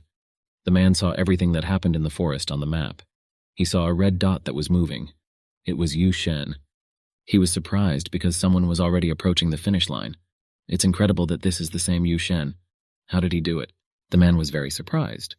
Is it really possible that after so many years the trouble will finally leave Zhongbei? Yu Shen was in a hurry to get somewhere. He was practically flying above the ground, making his way through the trees in the forest. He wanted to move as quickly as possible and put all his strength into this. Yu Shen wanted to get out. He needed to see something urgently. Suddenly he stopped. His path was blocked by another monster that looked like a tiger. It was large in size. The young man was ready to fight him too. He held the blade tightly in his hand. Yu Shen thought for a moment. A plan appeared in his head. How to do the right thing and what weapon to use. He quickly opened his jacket where the needles were attached. Yu Shen instantly snatched them and threw them at the enemy. The needles reached the target, pricked the animal, and fell down, but they did not cause much harm to the animal. Such an incident simply made the monster very angry. His eyes were bloodshot. Yu Shen acted further. He was well prepared and had different weapons. After all, it is impossible to understand in advance which weapon will be the most effective in a particular case. He quickly wound the thread around his fingers, making a string like a bow. And now a sharpened arrow flew at high speed straight into the monster. The arrow pierced the monster's neck. This weapon was more effective because blood appeared. The tiger was wounded. He began to growl ferociously in pain. The monster came closer to the young man and waved its paw. Yu Shen jumped and avoided the blow. He held a cable in his hands. At the moment when the monster wanted to attack Yu Shen, the guy wrapped a cable around the animal's neck. The young man flew over the tiger and forcibly tightened the cable with both hands. Blood flew from the monster's mouth. Yu Shen was able to cope with this monster. The lifeless tiger fell to the ground. Another test was over. Yu Shen was very happy that everything was finally over. He was a little tired from the fights and wanted to rest. Yu Shen was purposeful. He said that when he comes out he will definitely see his teacher Liu. Will he be alive or dead? The man watched the young man in surprise. Yu Shen was dressed in glow. The man who watched the exam could not believe his eyes. Only 20 minutes and someone has already managed to get out of the trap. Yu Shen had already arrived at the place and was just standing at the table. He asked the man what place he took. The man replied that he was the first. It is not known exactly whether it is throughout the province or not, but in Mobei, Yu Shen is first. The young man turned around and prepared to leave. The man asked where he wanted to go. Yu Shen replied that he was going to the city. The man blocked the passage with himself and said that it was very dangerous in the city now. At the same time, Yu Shen is injured, and the first thing that needs to be dealt with is this. The young man pointed a loaded crossbow at the man's face. He said that if the man wants to stop him again, he will kill him. The man stood his ground. He said that in this case Yu Shen would have to kill him, because he cannot allow the young man to enter the city. He is in charge of Yu Shen's life. Yu Shen didn't understand. Is this man really not afraid of death at all? Or he's just pretending and acting out the scene? The young man pulled out a pistol and pointed it at the man. He said he was not ready to pay that price. At that moment, an arrow from a crossbow flew into the ground. Yu Shen thanked the man for his concern, and he said that he is responsible for his life himself. And once again he asked not to interfere with him, because otherwise he would really have to kill him. At that moment there was a battle with heretics in the city. The girl desperately pushed away the heretics with her foot. The captain also dealt blows to heretics. Blood was flying all around. The girl hit one of the heretics right in the chest with an axe. Blood poured out of his chest like a fountain. The girl was holding a glowing axe in her hands. She killed the heretics one by one, delivering powerful blows. The men fell to the ground from the injuries they received that were incompatible with life. A little further on, the heretics gathered in a heap. You could see someone throwing them around. Men in raincoats were flying from the center in different directions. Everyone rolled up their sleeves and desperately fought against the evil spirits. The young girl mercilessly slaughtered the heretics. Her face was covered in bruises and blood, but she looked brave and courageous. A little further on, the captain and the dark-haired girl were fighting back to back. Everyone was smeared with the blood of heretics. There were a lot of them. It was some kind of invasion. The captain swung a glowing axe, keeping the heretics at a safe distance and not letting them get close to him. But the man in the raincoat got too close. He looked straight into the captain's eyes. The captain waved his axe desperately in front of the heretic's eyes. The man recovered and tried to avoid the blow. Suddenly, the man in the cloak dodged and began to fight the captain. The heretic threw the captain to the ground with force. Blood flew from his mouth. Seeing what happened, a dark-haired girl with a sword flew up to this heretic. She raised the weapon high above her and struck. The sword plunged into the heretic's back. He screamed. The captain lay on his back and watched in surprise what was happening. Did he really allow the girl to save him at that moment? The axe lay on the captain's chest. The captain rose to his feet and swung his axe. There were a lot of heretics. They came and came. They climbed like evil spirits. The captain shouted that they would not be able to stop them. The girl hoped that they would be able to protect the students and other civilians who were in the city itself. The heretics raised their heads to him and again uttered their cry. They asked the gods to come with them. The principal and teacher stood on the school grounds. They watched what was happening. The teacher held a huge sword on his shoulder. The men realized that they could not stop the evil spirits at the gate. The teacher said that now their time has come, and they need to hold out at all costs until reinforcements arrive. The heretics began to approach the teacher. The battle has begun. The teacher mercilessly swung his sword and cut down everyone in his path. The heretics groaned and screamed in pain but continued to advance. The teacher fought desperately against his enemies. They must, no matter what, protect their school, their city of heretics. Splashes of blood flew to the side. Hundreds of students were visible in the windows. They watched what was happening. Their faces radiated surprise, interest, and fear. The director was outside. He saw the students watching what was happening. He said that today the director will teach them an important lesson. Anyone who dares to attack his people will certainly be overtaken by his punishment. The director said that at his age he also passed through the outpost of pacifying evil spirits. And at that second a sword appeared behind his back. The sword glowed red, and its hilt was decorated with blood-red stones. He took this sword in his hands. Now he is definitely ready to confront the evil spirits. He called heretics bastards. And he said that no matter how much they wanted, they would not dare to touch his students. Let it remain only in their dreams. And the director began to bravely wave his sword around. Where the sword passed, there was a blood-red mark. The teacher stood not far from the director and waved his sword. The teacher hasn't had this much fun for a long time. He fought against heretics while continuing to remain joyful and cheerful. The director said that the destruction of the sect is to protect the future of the human race. Everything is the same as 10 years ago. All repeats. And their task is to again withstand the evil spirits. The director quoted the teacher's words about protecting the future of the human race. And he said that it was really funny. One of the sect leaders appeared like a bird. He had his own wings, and in addition he was supported by a red bird. He said that to cleanse the world of evil and build a new order for people means giving people a new future. The director objected. Their sect did not care about people at all. He is a vile brat. All he knows is to seduce young people. The birdman raised his hands up. He said that all that was needed was for light to be shed on the earth, and then people will be able to live forever in unity with the gods. And he repeated that the ignorant cannot understand this. He considered the school principal and teacher to be ignorant. At this moment, the teacher joined the conversation. He said that if the leader's words make no sense, then it is necessary to start a battle. The teacher was ready to fight the demon. The leader smiled. He really liked the teacher's straightforwardness. He flapped his wings and flew over the school, intending to fight the teacher. Behind him were streaks of red light. Having flown closer, the leader told the teacher that he had an excellent sword. The teacher replied that his sword was very good. He really likes it too. After all, he helps him fight evil spirits. In addition, the sword has a rather euphonious name, the Devil's Gravedigger. He sent more than a dozen heretics and other evil spirits to the next world. The teacher waved his sword near the leader of the evil spirits. He was ready to attack him. The birdman mocked. He regretted that many people could die from the sword today. The man ran away from the teacher with lightning speed. He predicted his actions and avoided the blow. The leader began to laugh. It didn't sound like laughter, but like a devilish reproach. He said that eventually divine light would shine on this world, and he called people dirt on its surface.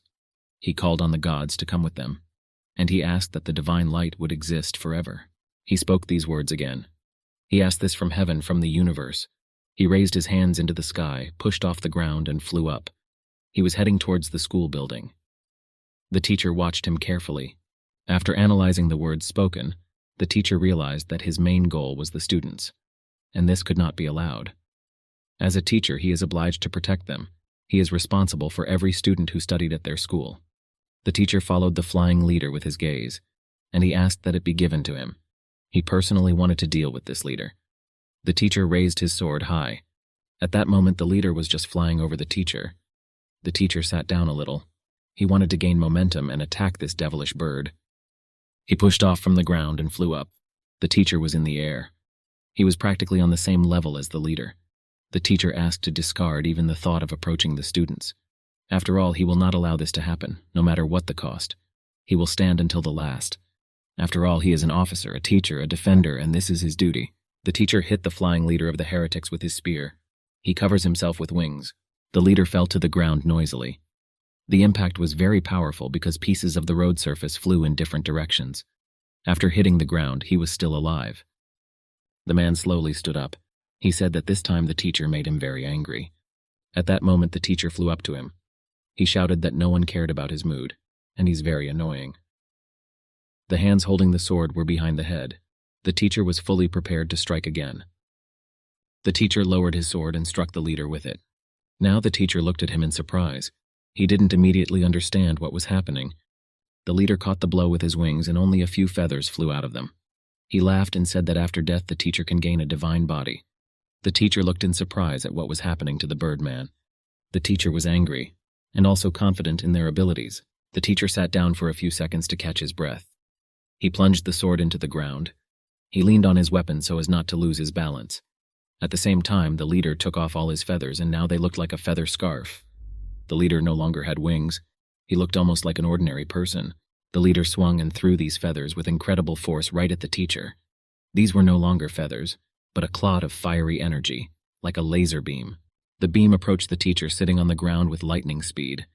The teacher saw this and prepared to take the blow. The teacher was not afraid. He looked the enemy straight in the face. He was ready to take the hit. The teacher rose from the ground and prepared to take the blow. He also gathered all his remaining forces to strike his enemy as well. In response to the leader's actions, the teacher threw a stream of his strength and energy directly at him. It looked like a beam of energy, only it was already light. The teacher bravely took the blow. The blow hit him right in the chest. The teacher gritted his teeth in pain. The cloud of energy that the teacher threw reached the leader. She hit him square in the chest and knocked him down. Scarlet blood appeared on the shirt. He was amazed. Perhaps the blow hit him right in the heart, although whether evil spirits have a heart is a big question. The teacher was able to defeat the leader of the heretics. He succeeded. The man had streams of blood dripping from his mouth. The face turned blue. The leader was slowly losing his vitality. He did not expect such a turn of events. He wanted to be a winner. But it happened as it happened. In this fair fight, good defeated evil. The battle was over. It took place right on the square in front of the school building. All the students saw how desperately their teacher defended them. Evil was defeated. The leader of the heretics slowly sank to the ground. The teacher's body was covered with many lacerations. Blood was flowing out of them. There were bruises on the face. He stood and held his hand over his heart. The teacher repeated once again that whoever attacks his people will undoubtedly be punished. The last blow was very strong, and he took away almost all of the teacher's vitality. The teacher sat down. With one hand he leaned on the sword which was driven into the ground. He was exhausted and wounded, but still tried to keep his balance. At that second the teacher noticed a familiar silhouette. Was it really Yu Shen? The teacher could not believe his eyes. He thought he was already dead and began to hallucinate. Where could a student come from here? The young man was getting closer. Now he was already standing next to his teacher. The teacher did not believe it. It was really his student, and he was standing next to him. Yu Shen knelt down in front of the teacher. He told him about successfully passing the exam, and the fact that he took first place in Mobay. And he still did not know what place he took in the province. The teacher was proud of him. He said that in his eyes the young man was always the best. Yu Shen was indignant because his teacher was now dying before his eyes. The teacher answered falteringly that death perhaps liberates. The teacher took his lucky amulet out of his pocket. He knew that it was Yu Shen who was now worthy of being its owner. He said that this amulet is his pride. With this amulet, Yu Shen will be able to prove that he is part of the hero's family. After all, the teacher had long considered the young man a member of his family. The young man took the amulet and looked at it. The teacher said that he always protected the young man at school. After all, he was from a criminal city. The teacher extended his hand to the young man's head. His hand was shaking. The teacher was losing strength every second. Yu Shen quickly bent down and the teacher put his hand on his head. He had done this more than once, but at that moment the teacher said goodbye to his student forever. It was a very touching scene. He asked the student to never allow anyone to change him. Always be yourself and do what he thinks is right. Always have your own opinion and listen to your heart. The teacher said that he saw a bright light, and it's time for him to leave. He was very glad that he spent the last seconds of his life with his best student. After all, he was not like everyone else. He was different from everyone else. The teacher repeated the word light again. Yu Shen didn't understand what he was talking about. The young man did not see any light around. The teacher slowly sank to the ground. The teacher sat down on the ground and bowed his head. Next to him, stuck into the ground, stood his sword, which served him faithfully. Yu Shen sat opposite the teacher, kneeling. Yu Shen was in a lot of pain right now. He was not soulless, as he seemed to many. Tears streamed down his face. He had never cried before. At this moment, he recalled the best episodes from his school life that were with the participation of the teacher. I remembered his wise advice. At this moment, he became even stronger. He had rage in his soul against all the evil spirits that had appeared, because they killed his teacher. He shouted that they would all die, and he clutched his blade tightly in his hand. He ran up to the heretics and began to swing his blade wildly. He mercilessly cut the heretics with his blade. Splashes of blood scattered to the side. But the guy could no longer be stopped. It was as if he himself had been possessed by a demon. His gaze was full of anger as never before. He believed that he had the power to take revenge and stop this invasion. He killed the heretics one by one, pierced through bodies. He did it quickly and ruthlessly. The girls who had previously fought with evil spirits, as well as the captain, looked at the young man in surprise. How does this fragile boy have so much anger, so much strength and hatred? The captain didn't know what to think. He didn't understand what happened to Yu Shen. After all, they communicated with him many times, and he was always reserved and calm. And now this student was cold-bloodedly and cruelly slaughtering everyone around him, without stopping for a second to rest. By this time, Zhang arrived in time. He couldn't believe his eyes. How could this really happen? A teacher sat surrounded by the dead bodies of heretics. The teacher sat and did not move. His eyes were closed. His body was covered in wounds. By this time he was already dead. It would seem that only recently they met in the camp. Zhang was only a little late, but this happened here. Zhang was very angry with the heretics. After all, these bastards killed his good friend, and he prepared his spear. It radiated light and energy and was completely ready for battle. Zhang struck the ground with force with his spear, so sparks flew all around. His eyes sparkled with furious fire. He promised old Liu that he would definitely avenge him. Now it is his duty. And he began to swing the spear around himself. It was like a light show. At the same time, the dead heretics scattered in different directions. What was happening was watched by some monster that hid behind the trees. His eyes glowed red. The monster was surprised to see the old man Chujan here. The monster crawled out from behind the trees, opened its mouth and began to hiss.